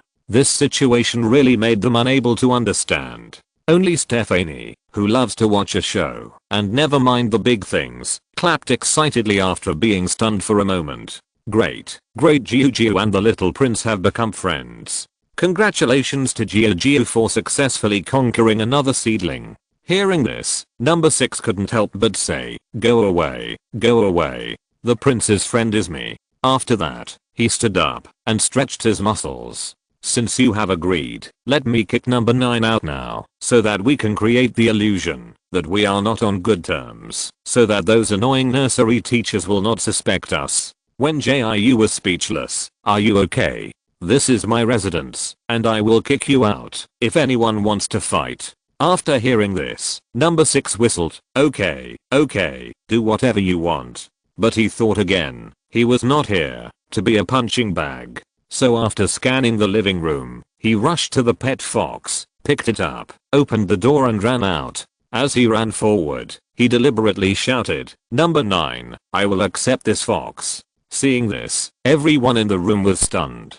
This number 8 didn't know how to explain it better. No, 6 is also trying to create opportunities for us, so that you can be justified tomorrow. Before he could finish his words, he was dragged to the door by Wen Jiu. He was afraid that he would be beaten up by the other party, so he quickly told the news he had just learned. 9. Listen to me. Number 1 was sent to the research institute tonight, and the nursery master also brought a new number 1 to the Star Island. I overheard some of the nursery master's conversations, and the new number 1 who was airborne seems to be related to you. Today's second update has also been delivered. Thank you to every little angel for your support. =W=. Chapter 590 Blooming Again 1. Although number 8 told the news with a strong desire to survive, Wen Jiu still threw him out of the door without mercy. You and number 6, wait for me. I will beat you to death tomorrow night. After saying that, she slammed the door hard. She was not in the mood to think about the so-called airborne new number 1, because she was very angry about Stephanie's unauthorized disclosure. Shishi, take Zikingayu to take care of the pumpkin. I have something to talk to Stephanie alone.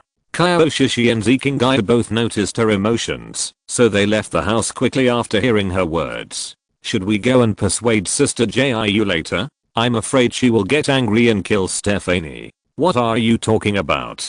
Jiu is not such a rude person. We just need to take care of the vegetable garden and make her happy. As she said that, Shishi picked up the kettle at the door. But when she took the kettle, she suddenly found that different plants had grown in the flower pot next to her. Unlike the silver white roses that Zikingayu had seen last time, the plants that grew this time looked more like velvet chrysanthemums.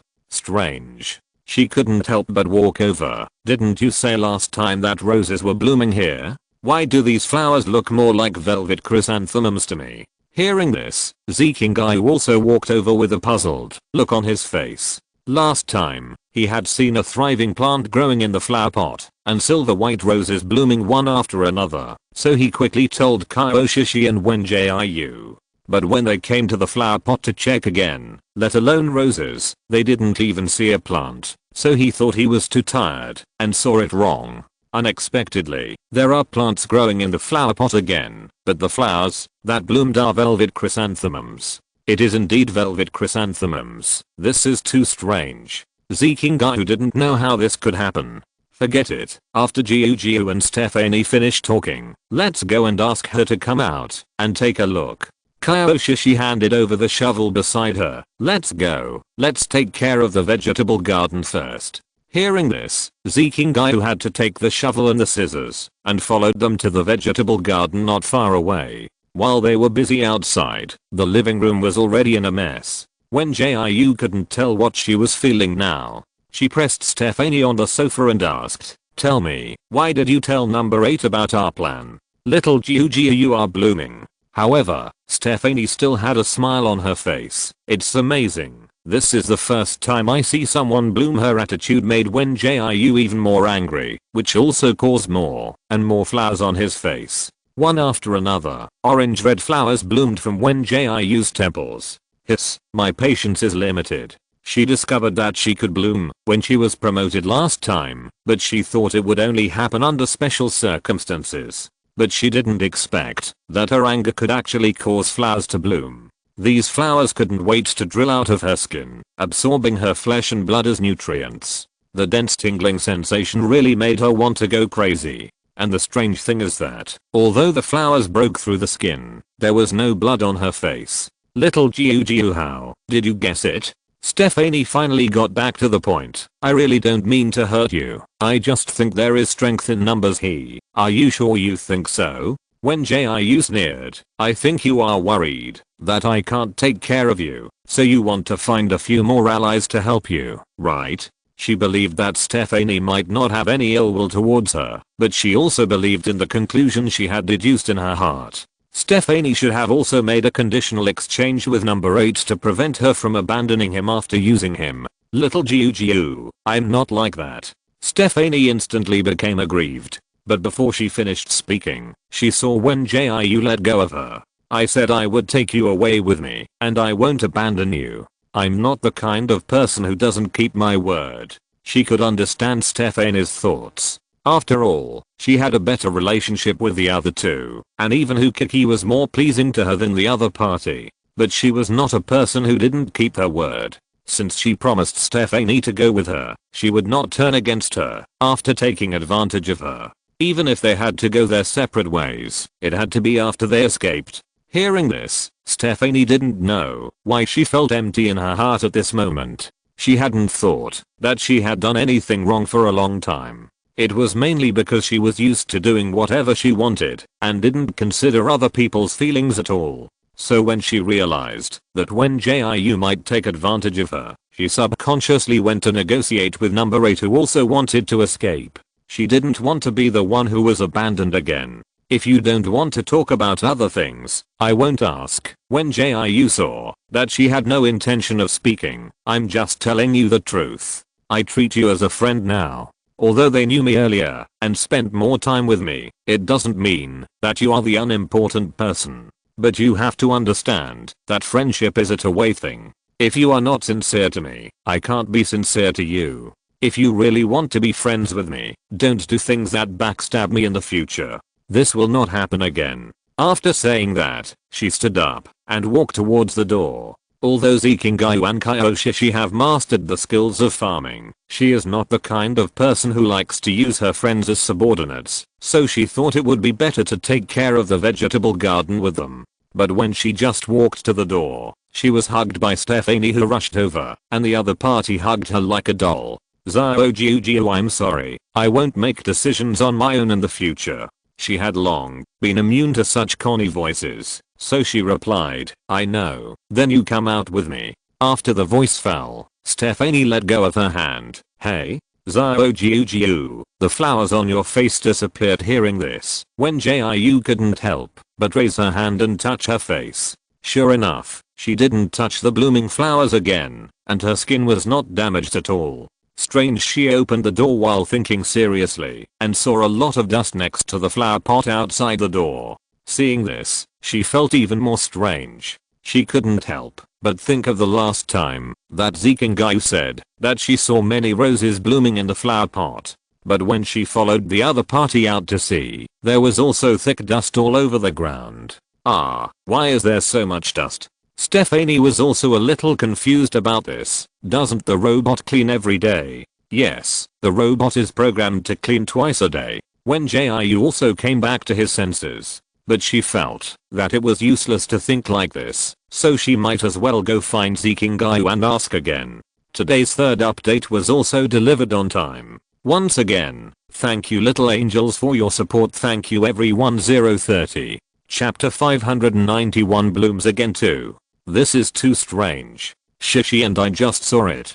Plants really grew and bloomed. Yes, I remember that flower seemed to be a velvet chrysanthemum. The four of them gathered in front of the flower pot at the door, wondering how such a thing could happen. After listening to the descriptions of Zikingayu and Kaioshishi, Wen Jiu turned his head and looked at Stephanie and asked, "You said I bloomed before. Was it a velvet chrysanthemum that grew at that time?" "Well, let me think about it." The other party recalled seriously for a moment. Yes, it was a velvet chrysanthemum. Although Zikingayu and Kaioshishi did not choose to develop as medical soldiers, common flowers such as velvet chrysanthemums are extremely easy to identify, so they can see it at a glance. Hearing this, Wen Jiu couldn't help but fall into deep thought. She remembered that when Zhu Wangming gave her these seeds, he said that she must use the wood-type supernatural power to promote the birth of these special seeds in order to make them germinate. But whether she was on planet 3047 or in the nursery base, she tried to use the wood-type supernatural power to promote the birth of these seeds every day, but they just didn't react at all.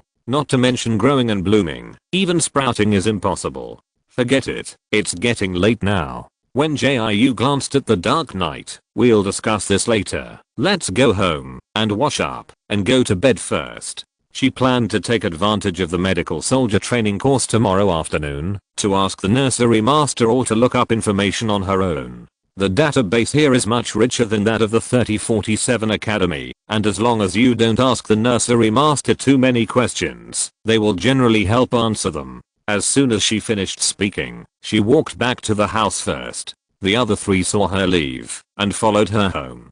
Stephanie also took two huge and strange dolls to the second floor while she went back to the bedroom to wash up. "Little flower, little chestnut, I'm here to give you a gift." Hearing this, Kaioshishi, who had just changed into pajamas, pulled open the curtain. Stephanie was holding a black and white bear in her left hand and a bright blue and pink rabbit in her right hand. "How about it? Which doll do you like?" Ziahaha. As soon as the other party saw her appear, he immediately came over enthusiastically. "Well, I think this little bear is very cute." She looked at it for a moment before answering, "But the rabbit is also good. The blue and pink color combination is quite dreamy." The movement here also attracted the attention of Zikingayu. "What, little bear and rabbit? Is there any for me?" Yes. Stephanie stuffed the little bear to Kaioshishi and then walked to Zikingayu with the little bear in her arms. "Because Ziahaha has already chosen brother bear, you can only take sister rabbit." Zikingayu originally wanted to refuse the blue and pink rabbit, but after he met the rabbit's glass clear eyes, he suddenly changed his mind inexplicably and took the strange rabbit. Great.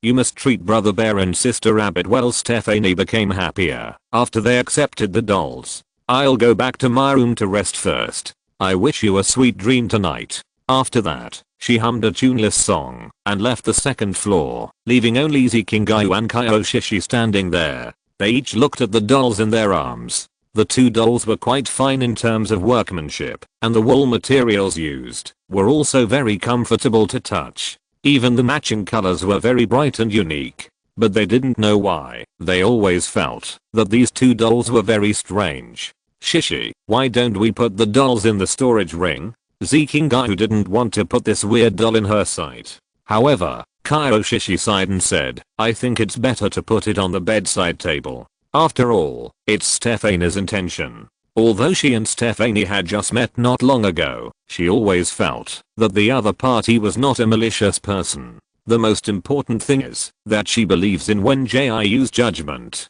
The other party will not let people with problems stay here. It's too scary to put it on the bedside. Zikingayu looked at the rabbit doll in his arms again. To be honest, he quite likes this color combination. The combination of low saturation blue and pink and the light red glass balls as eyes has a unique sense of fantasy. But he still felt it was strange, but he couldn't tell why it was strange. "If you don't want to put it on the bedside, you can put it in the storage ring." Kaioshishi glanced at the clock on the wall. "Okay, it's getting late. I'll draw the curtain and go to bed first." Because the original second floor was empty, there was not even a room partition.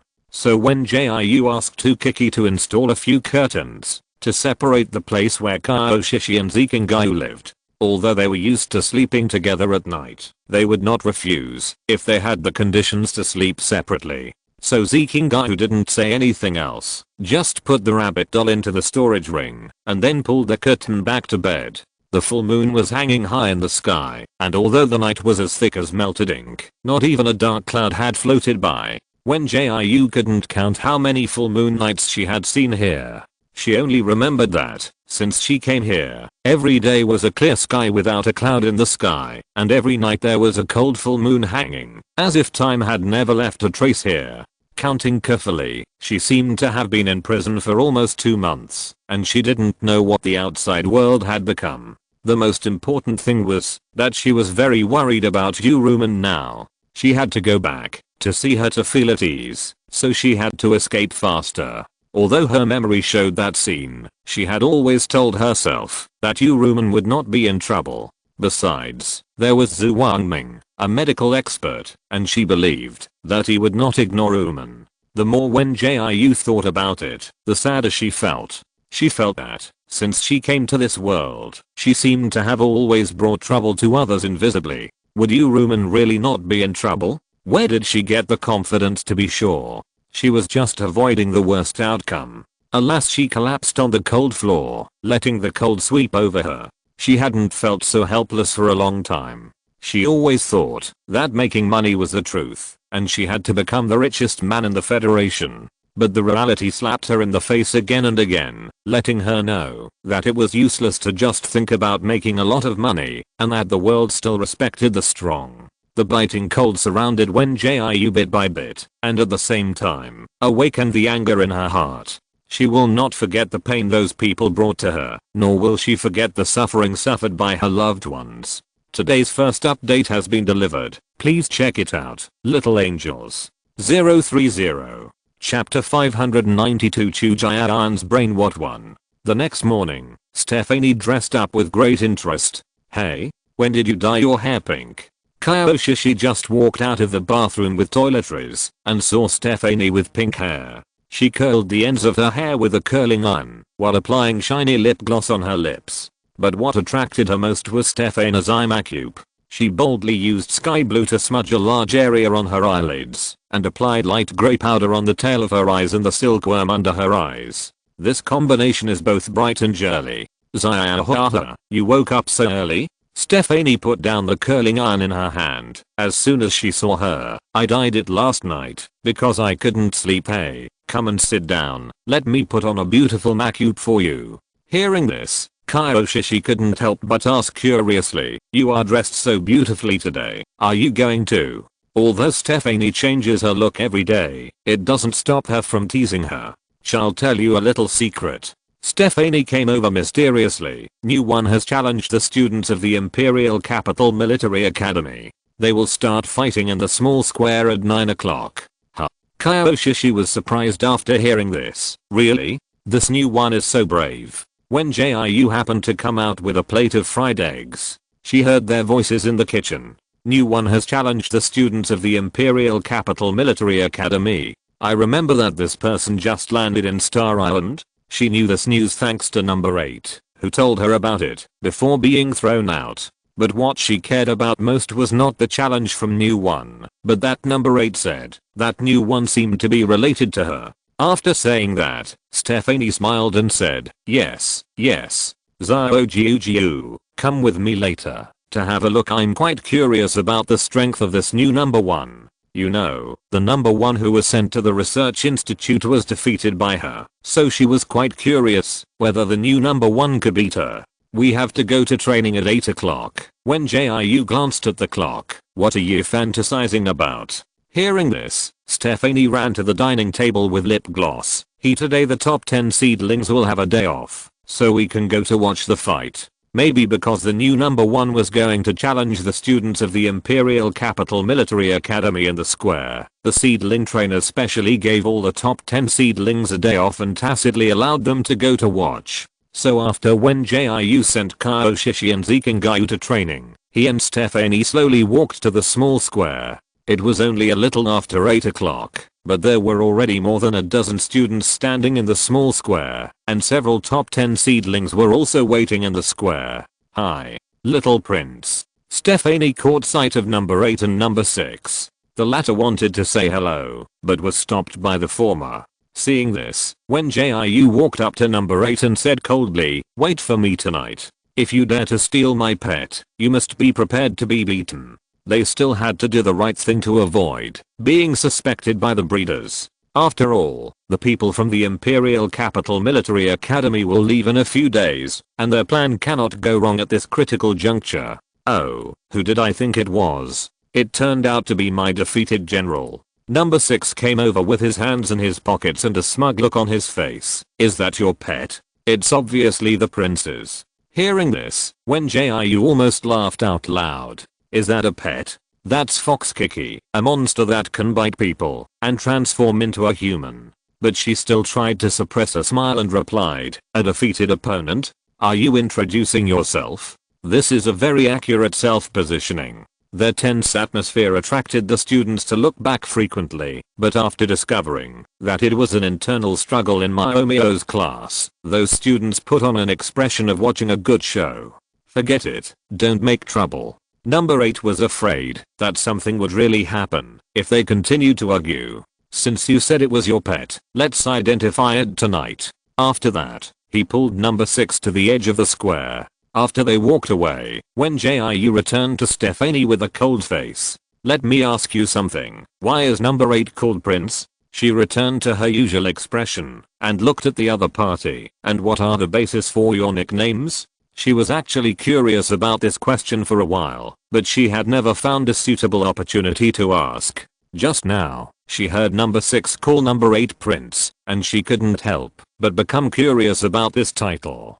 Hearing this, Stephanie blinked and replied, "Because number 8 is a prince, that's why I call him Little Prince." In the following time, when Jiu felt that his skin was stretched out by laughter. It is said that number 8 is the prince of an ancient hereditary planet, and he was captured and brought to the base when he was traveling with his friends. When he first came, he kept talking about the king, so the other seedlings thought he was mentally ill. Until he met number 6, who called himself the Little Master. The two of them got together to keep warm. However, number 8 soon recognized the reality in the base, and no longer regarded himself as the king. Only number 6 was still very persistent in calling himself the Little Master, and often joked about no 8's prince identity. After a long time, the other top 10 seedlings knew that number 8 was really a prince before. So Stephanie, who was keen on giving nicknames, began to refer to number 8 as the Little Prince. I laughed so hard that I wanted to crawl on the ground. When Jiu had never thought that number 8 was actually a prince. There are people who are more unlucky than me. I'm so happy. The other party was arrested and sent to jail for traveling, which was much worse than her being arrested in the hospital. However, she couldn't laugh anymore because she found that the figure coming from a distance was very familiar. Oh, that seems to be the new number 1 seedling. Stephanie hadn't noticed her strangeness yet. Isn't it not 9 o'clock yet? How come number 1 is here at the square? After saying that, Wen Jiu beside her rushed straight towards the new number 1 like a gust of wind. After not seeing each other for a long time, Chu Jian looked much thinner, and the hostility between his eyebrows was heavier than before. He was wearing the dark green uniform exclusive to the top 10 seedlings at this time, and the bright red pattern on it made his skin look even whiter. He casually pulled his slightly long red hair back, revealing his deep and straight brow bones, and his dark purple eyes were still so captivating. He looked at Wen Jiu running towards him with dark eyes. He didn't want to make any reaction, but he took a step forward after catching a glimpse of the tall and thin figure. Wen Jiu, do you miss me? He hugged Wen Jiu into his arms and held the back of his head with his hand. After saying that, he raised his head and smiled provocatively in the direction of Lu Yan, while his hand around Wen Jiu slowly slid upwards. Today's second update has also been delivered. Thank you to every little angel for your support and company. 030. Chapter 593 Chu Jian's brain. What to? Seeing this, Mingyu, who was standing next to Lu Yan, couldn't help but sigh. Is this number 9 a socialite? He didn't like number 9 in the first place, and now he saw him and number 1 mixed together, and he couldn't help but feel a little disgusted. On the one hand, it was because number 9 had snatched the prey before, and on the other hand, it was because number 1 challenged Lu Yan. Although it is normal for students to challenge each other in a friendly way, he felt angry when he saw no one's contemptuous look. She is not. Lu Yan's eyes darkened at this moment. He couldn't tell what his mood was now, but he felt that the scene in front of him was very dazzling. Fortunately, the next second, Wen Jiu pushed number 1 away in front of him and even punched him a few times. I said, "Are you okay in your head?" She looked at Chu Jian with some doubts. The other party was not the same as the Chu Jian she knew, but she couldn't tell what was wrong for a while. But she knew that Chu Jian would not do such rude things. Huh? What's wrong with me? Chu Jian came closer with a raised eyebrow. Don't you miss me after not seeing each other for such a long time? Wen Jiu couldn't help but sneer after saying that. Miss you? Miss your death. Her intuition is never wrong. You know, even the seedling base can delete the memory of the seedlings, not to mention the 3rd Military Region Research Institute with higher technology. Chu Jian can say her name, which means that the memory about herself has not been deleted, but it does not mean that the other party's memory or cognition has not been modified. You still like to confront people like before. Chu Jian looked behind her with interest. I'm going to fight with that guy later.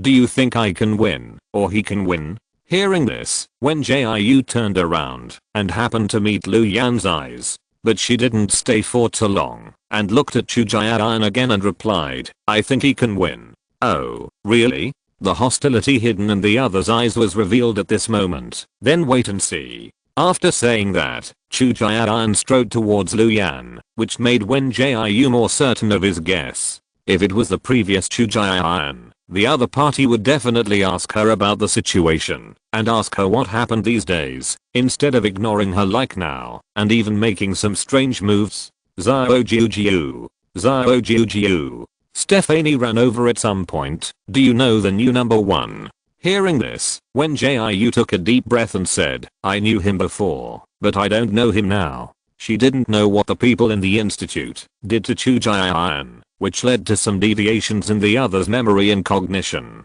But anyway, it was a good thing that Chu Jian could appear in the seedling base, so that she didn't have to think about going to the institute to save people. After all, escaping from the seedling base and escaping from the institute are not at the same level of difficulty. What? You haven't seen enough of the show after watching it for so long? Chu Jian walked to a position a few steps away from Lu Yan and stopped, with that ambiguous smile on his face. Hello, I'm the number 1 of my Omeo class. Thank you for your guidance. The other party glanced at him indifferently, then turned and walked towards the fighting stage in the center of the square, with no intention of paying attention to him at all. Seeing this, Chu Jian's smile became even stronger. He came to the seedling base for only one mission this time, that is, to find out the true strength of this federal star. It doesn't matter whether the other party will communicate with him in a friendly manner, he just needs to complete the challenge according to the intention of the Star Master. As for Wen Jiu, he is just a usable chess piece in the information given by the Star Master. The information said that the relationship between the other party and Lu Yan seemed to be unusual, and his rude behavior just now was to verify it. But unfortunately, this news is not accurate. Neither Wen Jiu nor Lu Yan showed any abnormal behavior. Little Jiu, let's go to the fighting arena to watch the show. Stephanie called Wen Jiu excitedly, but the other party still looked worried. Little Jiu, what's wrong with you? Stephanie finally realized something was wrong. Where is your smile? Do you want me to help you find it? Hearing this, Wen Jiu came back to his senses. It's okay. I was just thinking about looking for number 8 tonight. Then she glanced around and found that everyone else was walking towards the center of the square. Let's go. I also want to see number 1 fight. She was guessing how strong Chu Jian was now. Chu Jian was already a level 5 superpower before he was caught. Now he dared to challenge Lu Yan, who didn't know his background, which showed that his strength had also increased during this period. However, judging from the situation, when she fought with Lu Yan last time, she felt that the probability of Chu Jian winning was still small. Stephanie pulled Wen Jiu and stood behind the crowd. Wow, all the students of the Imperial Capital Military Academy are here to watch after all. They will leave in a few days. Wen Jiu silently counted the number of people present. We haven't had any contact with them these days, so they naturally want to come and watch. The Imperial Capital Military Academy used to have visiting activities with other military academies, during which they would eat and live with students from other military academies, and as for classes and training, they were even held together. Only when they were visiting the 3rd military region, it was fine that they didn't eat and live together, but they even had to separate classes and training, which really made the students of the Imperial Capital Military Academy speechless. They didn't feel like they were here to participate in extracurricular activities, but rather like they had changed planets to continue living and going to school. Wen Jiu, do you think number 1 will win, or the Imperial Capital Military Academy will win? Stephanie is always interested in joining in the fun. Seeing that everyone around her started to guess who would win or lose, she moved closer to Wen Jiu and started guessing as well. As a result, the other party answered without even thinking. I guess the people from the Imperial Capital Military Academy will win. Why are you so ungrateful? Number 1 is for Mama Omeo class. Stephanie snorted. Then I guess number 1 will win. Whoever loses will be responsible for pest control tonight. Hearing this, Wen Jiu felt much more relaxed. Okay, it's a deal. She looked at Lu Yan on the stage again. The other party was tall and straight, wearing the black uniform of the Imperial Capital Military Academy, with clear eyebrows and eyes like the blue sky hidden in the mist. Indifferent and cold, it was like a piece of 10,000 years of black ice, with unattainable alienation and loneliness. The hair like thick ink satin was tied up by a ribbon and casually fell on his bamboo-like back. Lu Yan seemed to have noticed her sight, and suddenly turned his head to look in her direction. The other party only glanced at her with extreme indifference, and then turned back to continue listening to the teacher. Seeing this, Wen Jiu suddenly felt a desire to destroy. Are there really people who are ruthless and desireless? She was very curious. Today's 3rd update has also been delivered on time. Thank you all for your support and love again. 030, Whisper, one more answer. If nothing goes wrong, I will finish writing the story of going to jail this month. The love story is the kind that comes slowly and steadily, and neither party will lower their intelligence for love. Open bracket closed bracket closed bracket. If you're listening to this novel on a channel other than Fanfic World, it means they downloaded and uploaded it without effort. We cordially invite you to visit our channel, Mundo Fanfic Novelos. There you'll find the original version of this story and you can explore many other novels of various genres.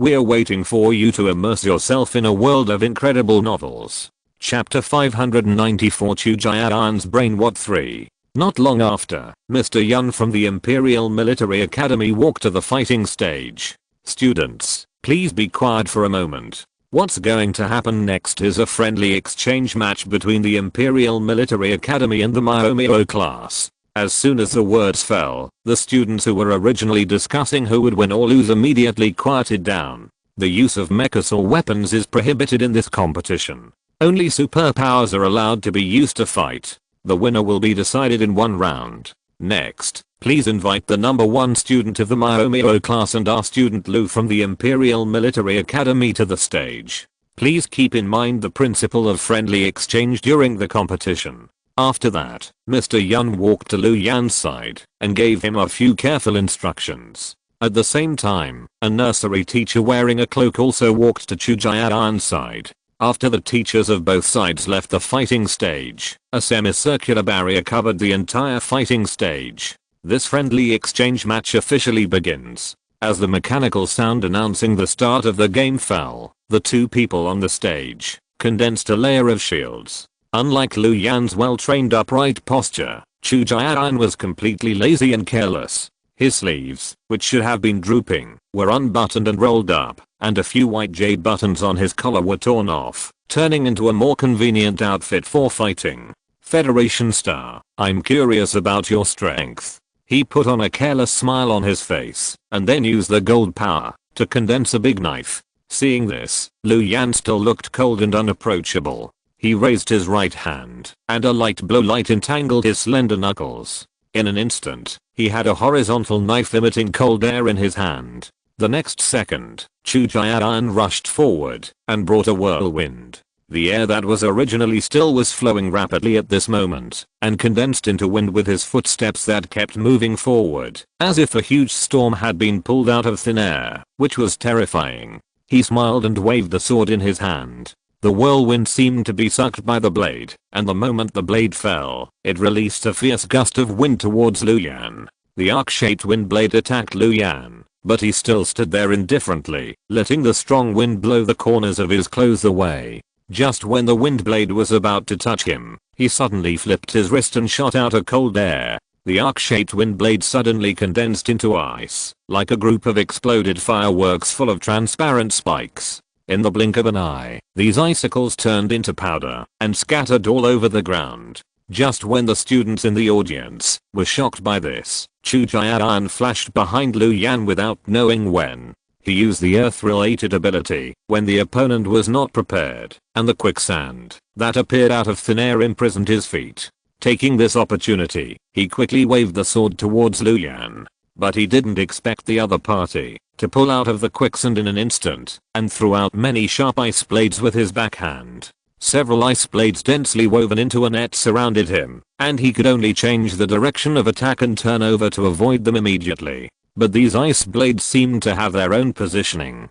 Although he had used all his strength to dodge, one ice blade after another still cut through his shield. After countless ice blades dissipated, another cross of cold air flew towards Chu Jian. He couldn't dodge in time, and had to swallow this cold air. The originally intact dark green uniform became tattered at this moment, and you could vaguely see scarlet blood oozing out of the torn part. The cold air kept flowing around him, making his reaction and perception much slower. Even so, Chu Jian's face still didn't show any pain. Instead, he raised the corners of his mouth and put on an extremely bad smile. Because he didn't have the mentality of winning, he just wanted to help the Star Master find out Lu Yan's strength. There is too little available information about the opponent, especially in terms of combat power. All the data is vague. There is no data record of the strength of Lu Yan's mental power, only the approximate results calculated by the masters through some clues. So he deliberately challenged the opponent this time, mainly to try to find out the approximate data. Thinking about it, Chu Jian glanced at the wristband on his right hand without leaving a trace. This wristband looks like an ordinary sports wristband, but it is actually a data acquisition device developed by the masters. It was just that in the moment, when he was distracted, the coldness on his body suddenly increased. He felt like a human-shaped ice sculpture. Not only his reaction and perception became dull, but also his speed of movement slowed down. Lu Yan suddenly disappeared in front of his eyes, and then the opponent's horizontal sword slashed on his back. The icy cold air swept over him along with the pain of his skin and flesh bursting, which made him shiver. He had just recondensed his shield, but Lu Yan broke it with just one strike, and attacked him at a speed he could not catch. An unprecedented interest rose in his heart. He had just broken through to become a level 7 psychic a few days ago. Although the Star Lord told him that he did not need to try his best to win, after he and Lu Yan had fought for a few rounds, he suddenly felt itchy and wanted to let go and fight with the other party with all his strength. Wow, what level of psychic is this guy from the Imperial Capital Military Academy? Stephanie became more and more excited.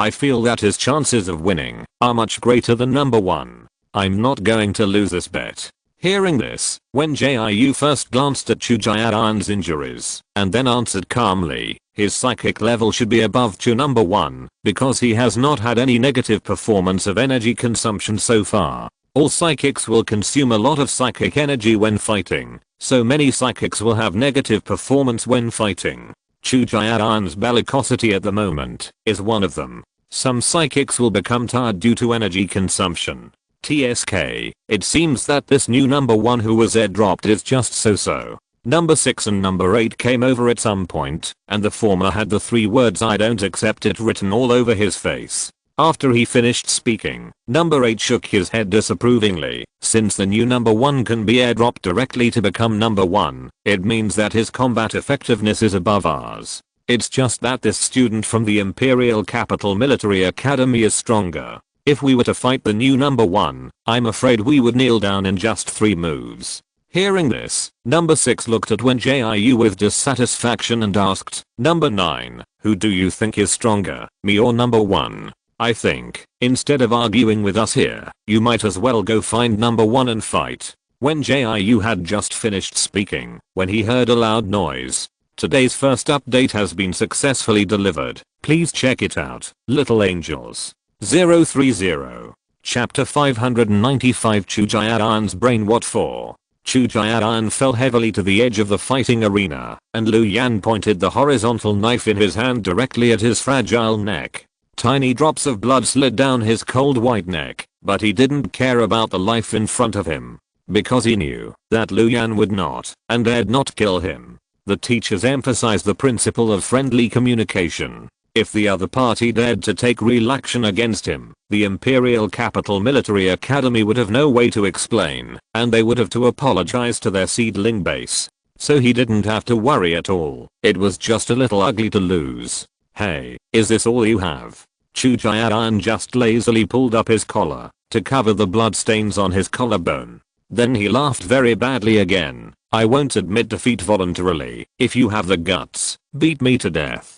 After the voice fell, Lu Yan seemed to think about the consequences of doing so, and then the tip of his knife moved forward an inch. Chu Jiadan raised his chin carelessly, allowing the sharp tip of the knife to pierce his skin. The tiny blood bead suddenly connected into a line, and the audience was terrified. Does this Imperial Military Academy student really want to kill number 1? Number 6 whistled, as if watching a good show. If number 1 is gone, how sad those people will be, and they will lose another experimental subject.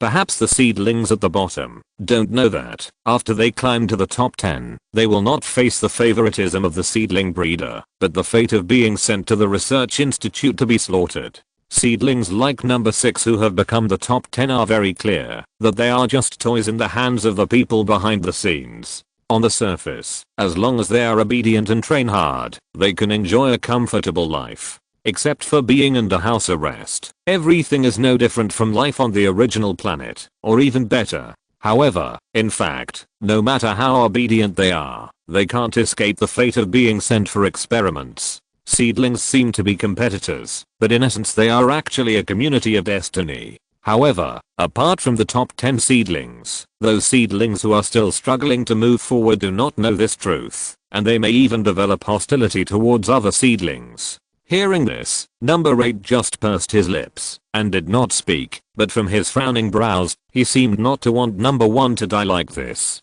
Little flame, I find that your temper is getting more and more irritable. Instead, Stephanie took the initiative to speak. Don't worry, that student will definitely not kill no one. Quote, if he really attacks number 1, then this grudge will be big. After her voice fell, Wen Jiu couldn't help but turn his head to look over, because what the other party said was absolutely right. This competition was just a friendly exchange between students, but if Lu Yan really dared to attack Chu Jiadan in public, this matter was a grudge dispute between students. But in a big way, the 3rd military region could take advantage of this opportunity to distort it into a provocation by the 1st military region that disrespected people. No matter what, it was the Imperial Military Academy and the 1st military region that suffered. This was also the reason why Chu Jiadan dared to provoke Lu Yan frequently. He was sure in his heart that the other party would not and dared not really kill him. Hiss, it still hurts a little. He felt the warm blood sliding down his neck and chest. You can use whatever means you have. Anyway, I will never admit defeat or quit. At this point, a glimmer of gold flashed in his purple eyes. Just when he wanted to launch a counterattack with his superpowers, he suddenly heard a subtle sound of ice freezing. He lowered his eyes in confusion, and then he realized that his legs and left hand were frozen. Seeing this, he was even more confused. If Lu Yan wanted to use freezing to restrain his actions, why didn't the other party freeze his right hand as well? Chu Jiadan soon knew the answer to this question. His frozen limbs lost consciousness, and the boundless cold continued to spread over his body, making him feel that he could become a human-shaped ice sculpture in the next second. Just when he was about to faint from the cold, a sharp pain suddenly spread throughout his body. Lu Yan's black military boots were stepping on his right hand repeatedly, and the other party looked at his expression twisted by pain with indifference. The condescending look seemed to be looking down on an insignificant insect. Chu Jian finally understood, while Lu Yan wanted to keep his right hand. When the other limbs were frozen and lost perception, he attacked his only right hand that still had perception. The intense pain that penetrated into the bone marrow was completely incomparable to usual. But he didn't understand why the other party did this.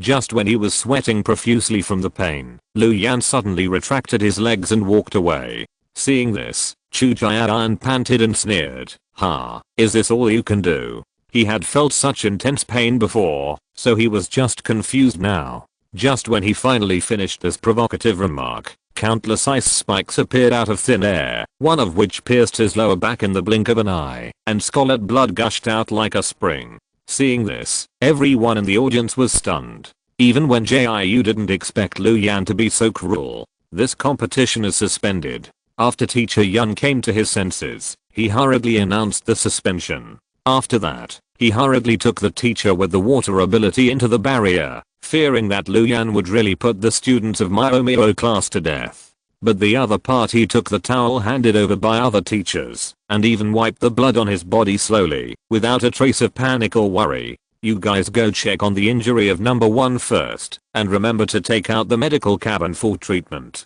After arranging all this, Teacher Yun walked to Lu Yan with a helpless look on his face. He just wanted to say some words of reprimand, and heard the other party's icy voice. "I didn't hurt his key parts, and the extent of his injury is within the range allowed by the game." After saying that, Lu Yan folded the towel that wiped the blood and handed it to him, as if nothing had happened, and then walked off the stage with steady steps.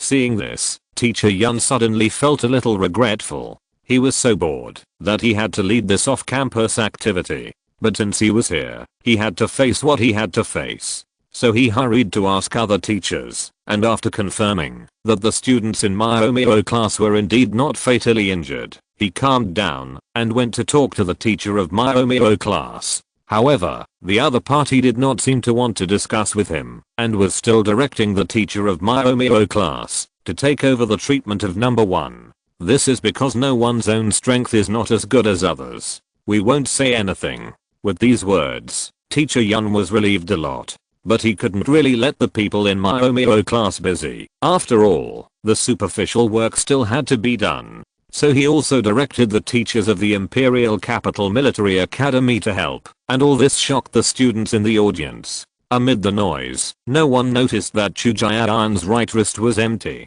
This is the second update today. Thank you little angels for your support. 030.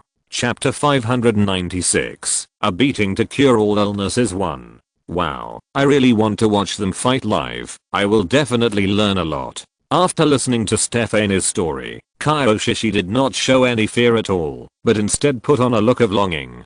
Seeing this, Zikingai hugged her weak self tightly. What happened next? Is black number 1 okay? He should be fine. Stephanie pouted and thought about it. If there is something wrong, the seedling trainers will definitely ask the Imperial Capital Military Academy for an explanation. After watching the fight, she and Wen Jiu wanted to stay a little longer to communicate with number 6 and number 8. As a result, after sending number 1 to the medical cabin, the seedling trainers joined forces with the teachers of the Imperial Capital Military Academy to disband them. Therefore, whether it is the students of the Imperial Capital Military Academy or the seedlings of the seedling class, they can only return to their residences. Hearing this, Kyoshi combed her hair and asked, "By the way, why has Jiu been out for so long, and hasn't come back yet?" Not long after she and Zikingai came back from training, Wen Jiu told them about Chu Jian, and he said it in front of Stephanie.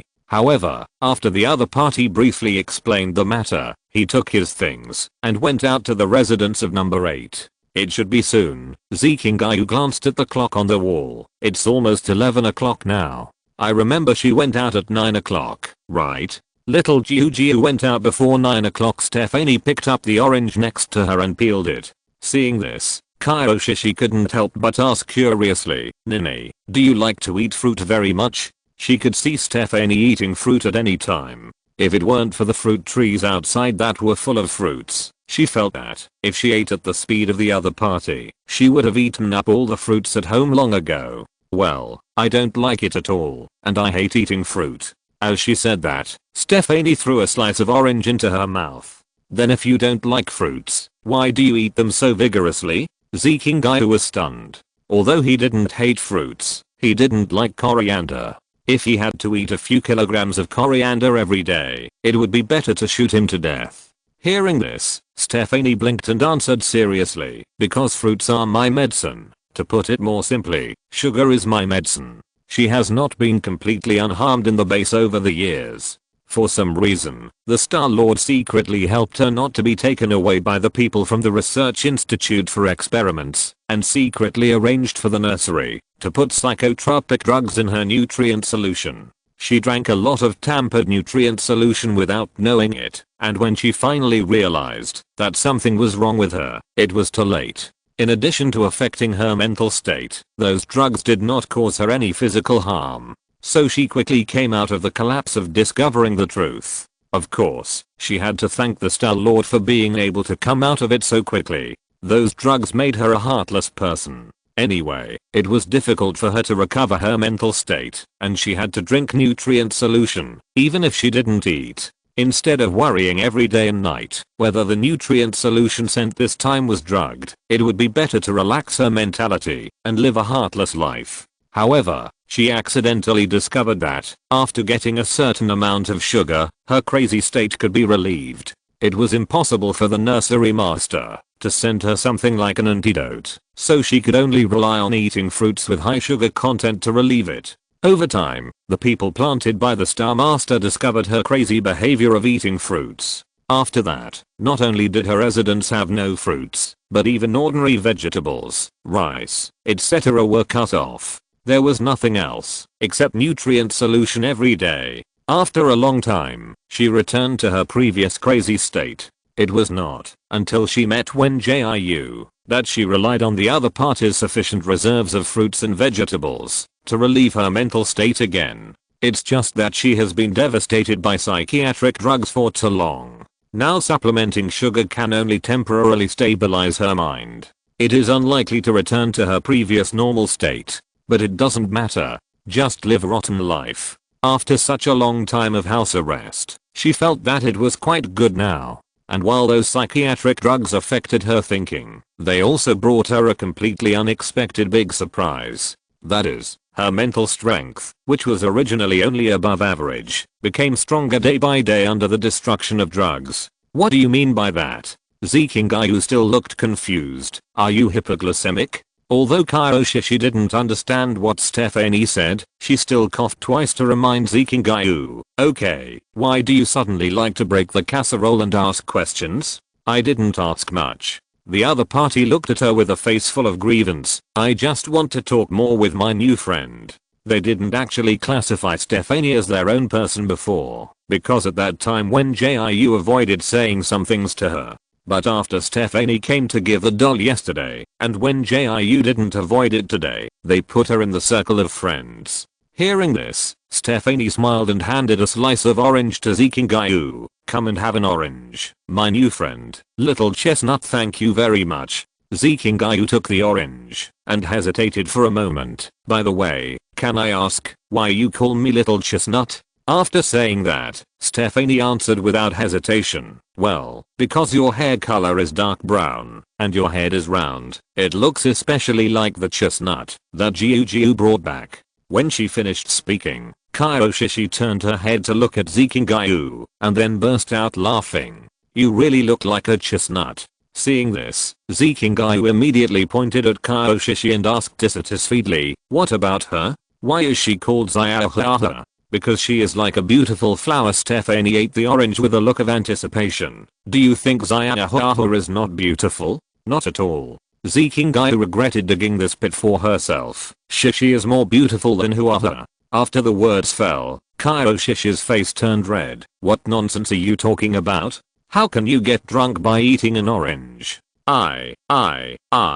Zikingayu didn't know what to say. This made the atmosphere awkward in an instant, but fortunately, the sound of the door opening was heard not long after. They all looked at the door when they heard the sound and saw Wen Jiu walking in from outside with a white fox. When the door was closed, the fox in her hand seemed to have regained its life and began to curse loudly. Wen Jiu, you are such a heartless bastard. You actually asked me to rub the bowl for a stranger.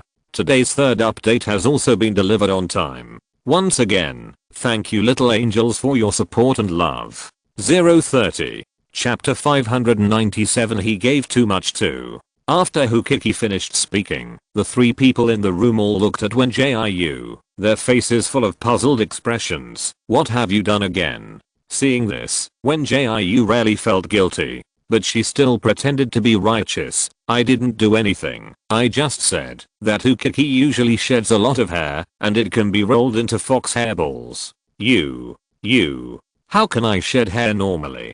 Hukiki resisted shame and retorted fiercely, you obviously want to use my hairballs to trade with number 8. After the words fell, Zikingayu said, if nothing else, you really shed a lot of hair normally. Although Hukiki is a fox spirit that has cultivated into a spirit, he is essentially a fox that sheds hair. If it weren't for the cleaning robot cleaning twice a day, I'm afraid the house would have been full of fox hair. Therefore, after Zikingayu finished speaking, Kyoshishi and Stephanie nodded in agreement. Look, they can all prove that you shed a lot of hair. When Jiu took this opportunity to clarify for herself, you shed so much hair, it would be a pity if you don't roll it into hairballs. Seeing that she was about to wash it, Hukiki added expressionlessly, oh, is this the reason why you used my hair to exchange for gold with number 8?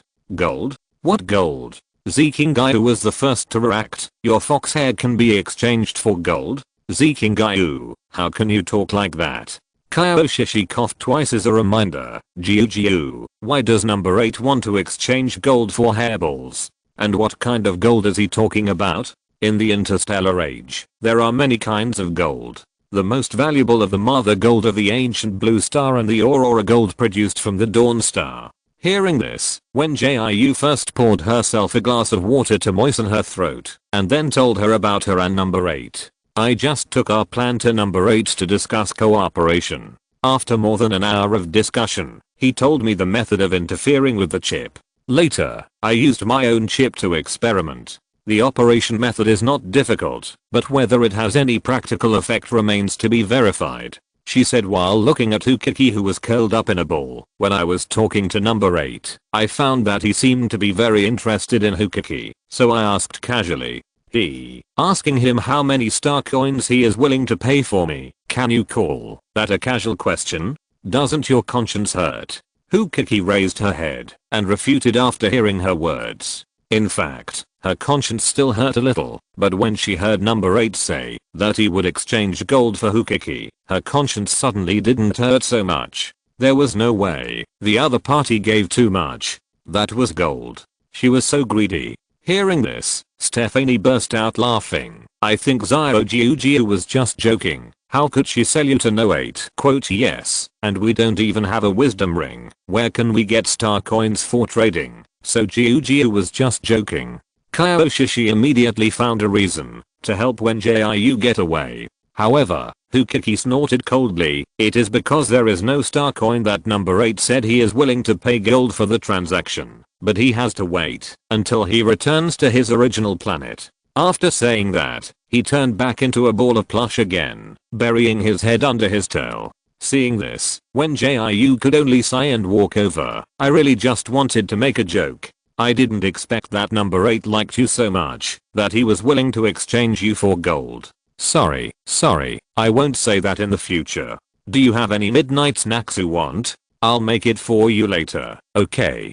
Hukiki felt better after hearing this. After he transformed into a human form, he replied dissatisfiedly, this immortal has high charm, and it is normal that he, a small human, can't resist it. Yes, the fox immortal has boundless charm. Wen Jiu coaxed patiently. After all, She did something wrong in this matter. She shouldn't have lost her mind after hearing the word gold. She really just wanted to make a joke at first, but she didn't expect number 8 to take it seriously. The other party said seriously that he could exchange it for gold, and it was a full 100 kilograms of Aurora gold. But she finally controlled her desire and didn't really exchange Hukiki for Aurora gold. However, number 8 seemed a little unwilling and added that it was okay to exchange it with a furball, but the amount of gold exchanged would be much less. Although she could not sell Fox Kiki at will, she could sell Fox Kiki's furballs. So she and number 8 temporarily reached a deal at the price of one furball for 10 grams of gold. But she still respected Fox Kiki very much. Before the other party agreed to the deal, she did not say anything final and only told number 8 that she needed to think about it after returning 100 kilograms of Aurora gold. After hearing this, Zikingayu exclaimed immediately, "Hiss, how many star coins will this be converted into?" Kyoshi counted on her fingers and said in amazement, "More than 40 million star coins.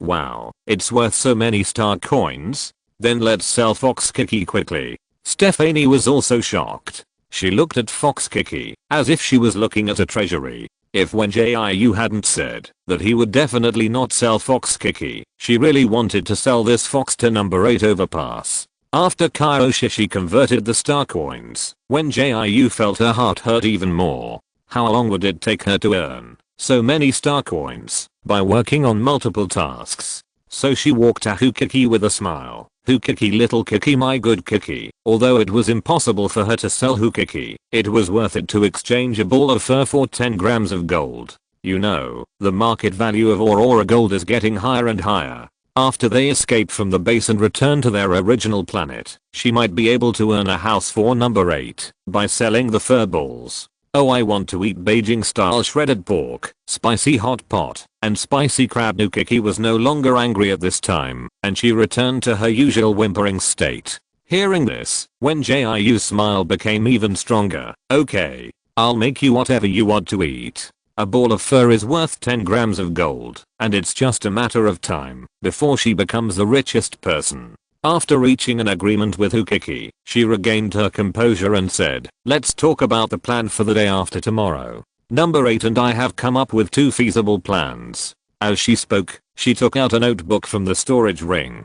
It contained the 2 plans that she and number 8 had agreed on tonight. After Zikingayu and the others had read them, she would burn them to avoid being found out by the nursery teachers and causing trouble. "I think both plans look feasible." Zikingayu handed them to Kyoshi after reading them. "But I have a question. How are we going to take Brother Henry away?" Although Chujian had some problems with his brain now, it was impossible for them to abandon each other. After he finished speaking, Wen Jiu said very calmly, "At worst, we can knock him out and tie him up.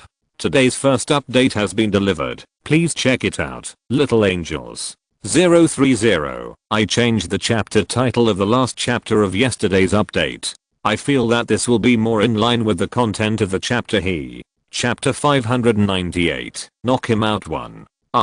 This. Zikingayu was stunned. "Sister Jiu, are you serious?" Hearing this, Wen Jiu took a deep breath and looked at him and said, "What else?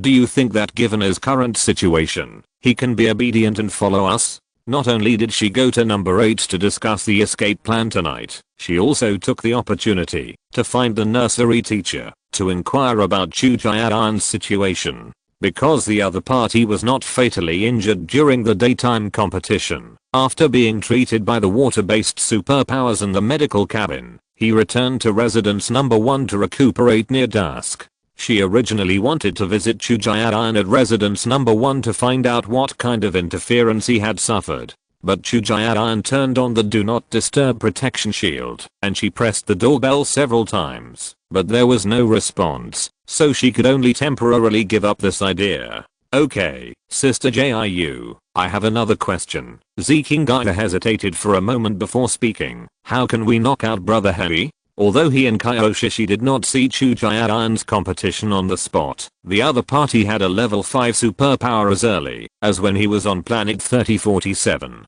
Now their ability levels have been improved to some extent, but he thinks Chujayan's ability level will not stay where it is, and the other party should still be higher than their ability level. You ask the point. I haven't figured out how to knock him out. Wen Jiu didn't think Chujayan would appear here at the beginning, so she didn't have him in her initial escape plan. But now Chujayan suddenly appeared, and she couldn't just leave him alone. Therefore, she still hasn't figured out how to take Chujayan away. The most important thing is that she always feels that Chujayan's appearance is not accidental, and it may be difficult to take him away. After a period of silence, Stephanie smiled and said, Xiao Jiu, you can leave this matter to number 6. He has been wanting to challenge number 1 for a long time. Anyway, the top 10 seedlings can challenge at any time, and then let number 6 do something in the challenge. Hearing this, Wen Jiu thought for a moment. In fact, this method is feasible, because the internal challenge of the top 10 seedlings is not open to the public, which means that only the top 10 seedlings and seedling nursery masters are on site.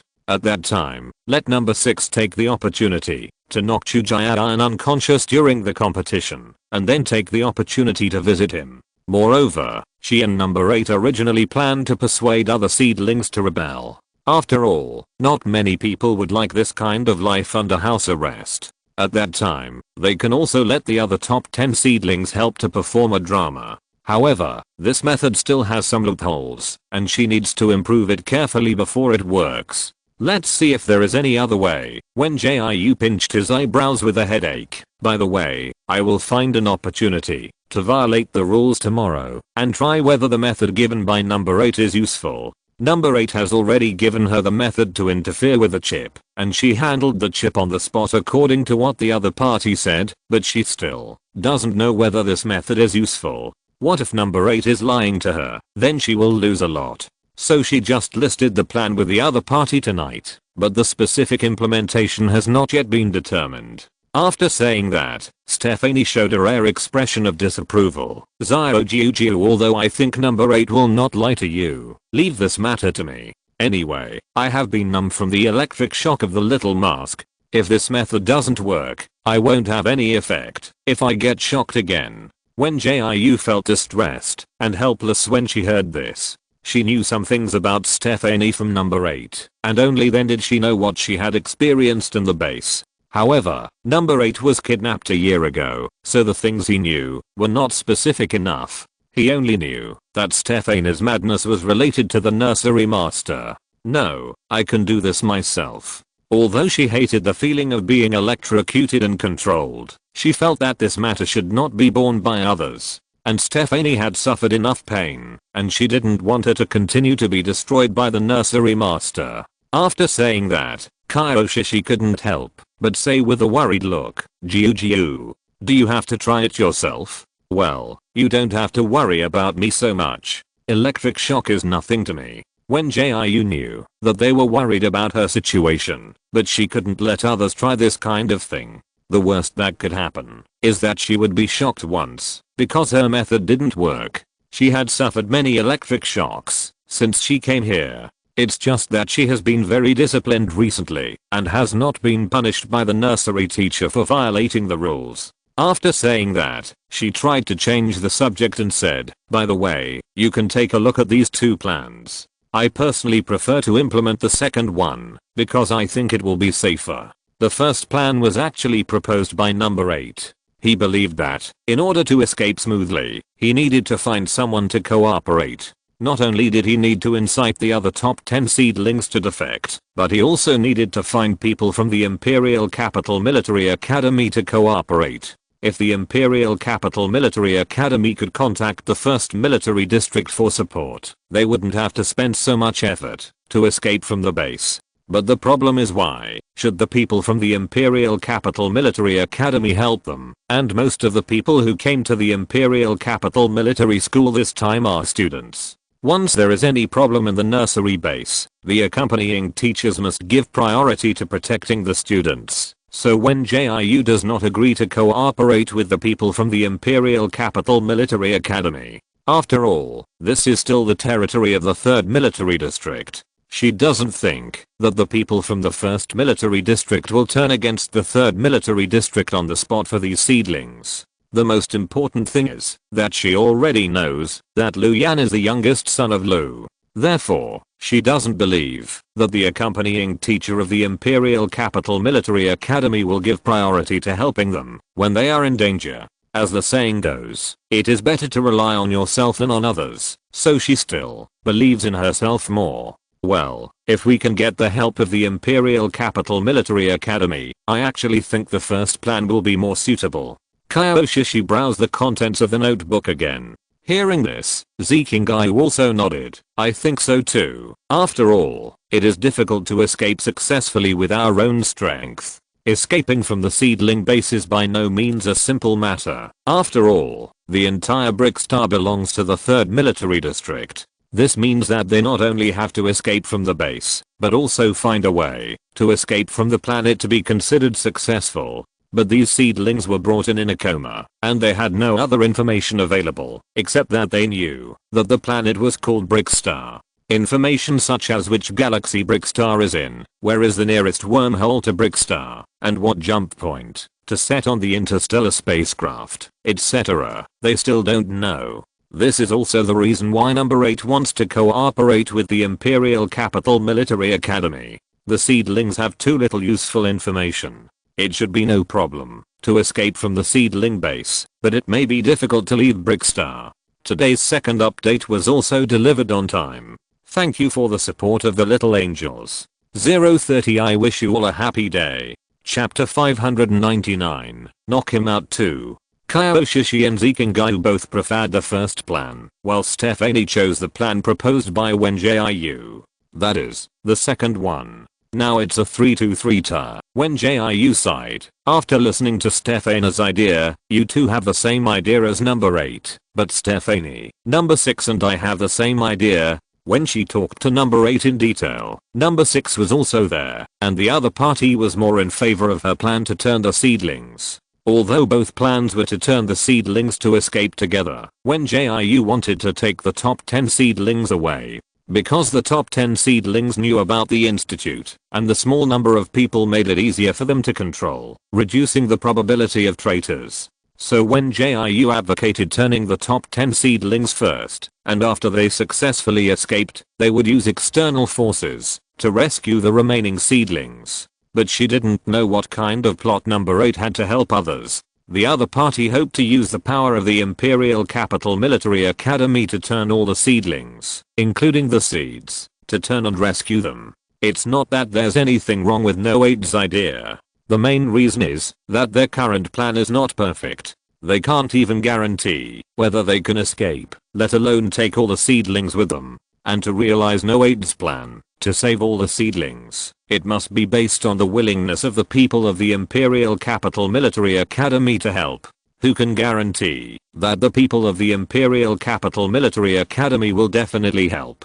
There are so many seedlings in the entire seedling base, and there are still unknown numbers of seeds. She thinks that, even if the people of the Imperial Capital Military Academy are willing to help, they can't rescue them all at once, unless the people of the Imperial Capital Military Academy contact the 1st military region. Anyway, I prefer the second plan. Stephanie happily ate the apple peeled by Kyoshi. Although it's a good thing to help others, we can't protect ourselves now. After she finished speaking, Kyoshi and Zikingai couldn't help but fall into silence. Because what she said was absolutely right. They are now in a difficult situation. How can they guarantee to take away other seedlings? They even had some difficulties taking Chujian away, let alone saving all the seedlings in the base. The most important thing is that no matter which plan they want to implement, they must implement it the day after tomorrow. If they choose the first plan to save everyone, they must persuade all the seedlings to rebel within these 2 days.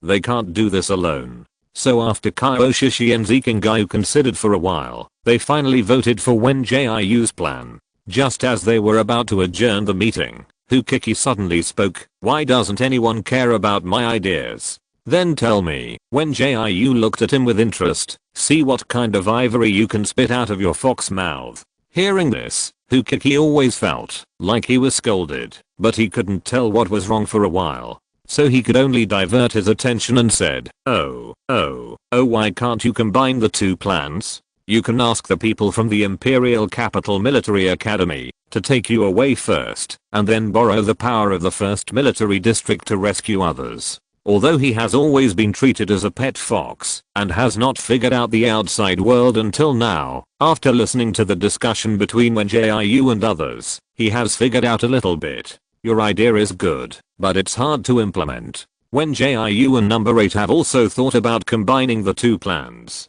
Oh. Why is it hard to implement?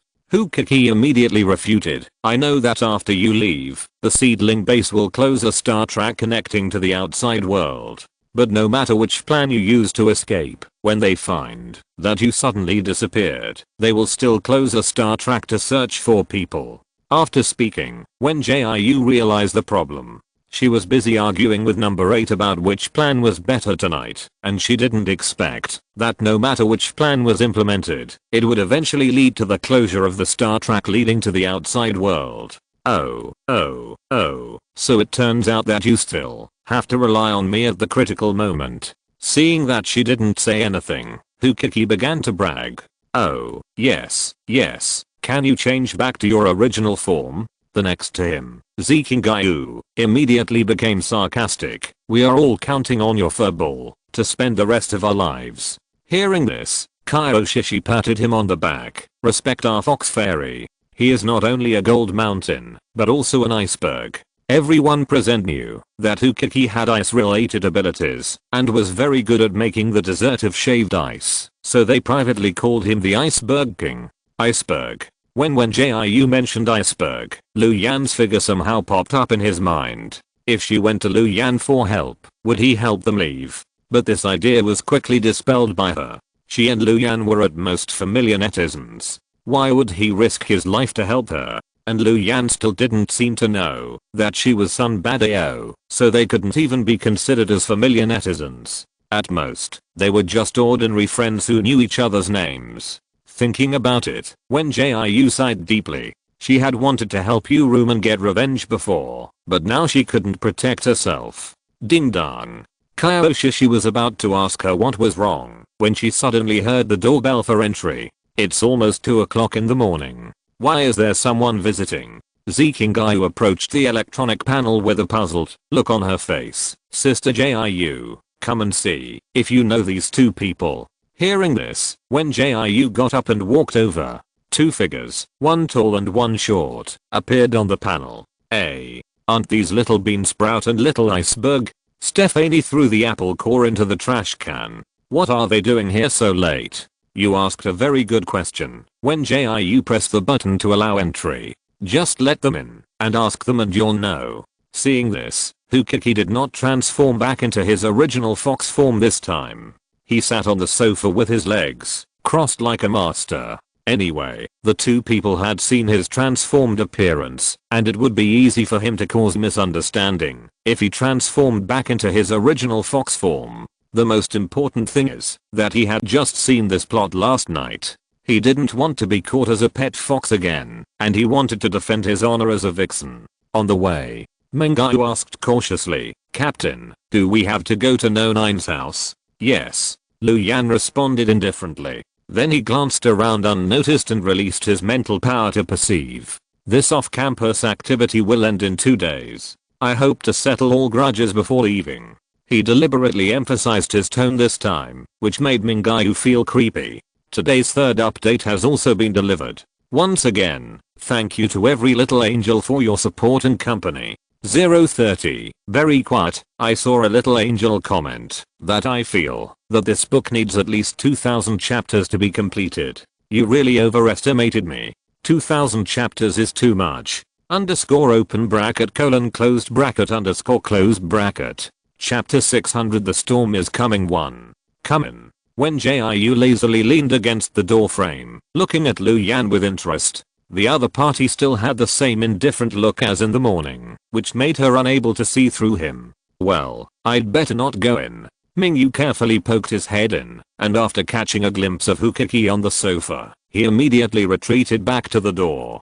Although he didn't mean to say those words last time, he always felt a little embarrassed to face this strange fox that could only turn into a human. The most important thing was that he didn't understand why foxes could turn into humans. This matter was too terrifying for him. No, come in and have a pajama party together. Wen Jiu chuckled, as if watching a show. Besides, aren't you worried that something might happen to your captain? After all, Lu Yan had just beaten number 1, who was suspected to be a friend of number 9, in the morning. He didn't dare to leave the other party alone at number 9, so he could only bite the bullet and step into the house. I didn't mean to do that before. Mingyao apologized to Hukiki sincerely as soon as he entered the room. I didn't think before I spoke, I hope you don't mind. Hearing this, Hukiki immediately put on his great immortal airs. Oh, since you have a good attitude, I will forgive you this time, but you have to show your sincerity. Oh, okay. Mingyao recalled his mother's way of solving problems. Tell me, how many star coins do you want? He remembered that his mother seemed to use this method to solve problems every time she went to solve problems. Although it was simple and crude, it was extremely useful. But after he finished speaking, everyone else in the room fell silent. Hiss, I suddenly realized how speechless I was before. Zikingai leaned next to Kaioshishi and complained in a low voice. However, the other party just held back a smile and replied, compared to him, you are not bad. At least you didn't use star coins to hit Gioji. This is actually what Wen Jiu is very confused about. She thinks that a rich young master like Zikingai, why doesn't he use star coins to hit her? The other party can spend star coins to let her cook. There is no need to stay in the cafeteria as a dishwasher.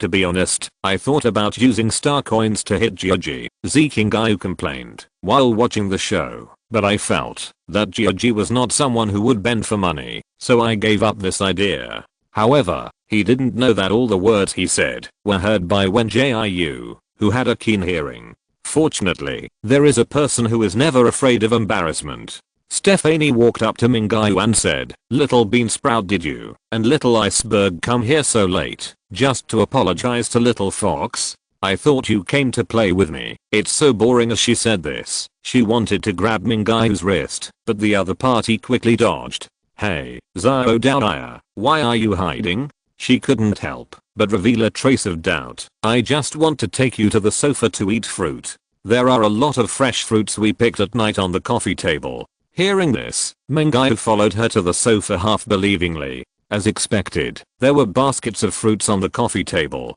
Come on, this apple is very sweet. She picked up a red apple and handed it to him. The other party hesitated for a moment before taking it.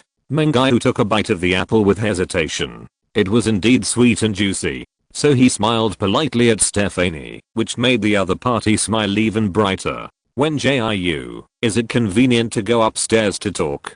Lu Yan saw that Mingyao got along well with others, so he lowered his head and looked at Wen Jiu standing next to him. He originally planned to come to residence number 9 alone to find Wen Jiu, but Mingyao insisted on coming with him after learning about it. So whether he is the captain or from the perspective of a friend, he will choose to settle the other party before talking to Wen Jiu.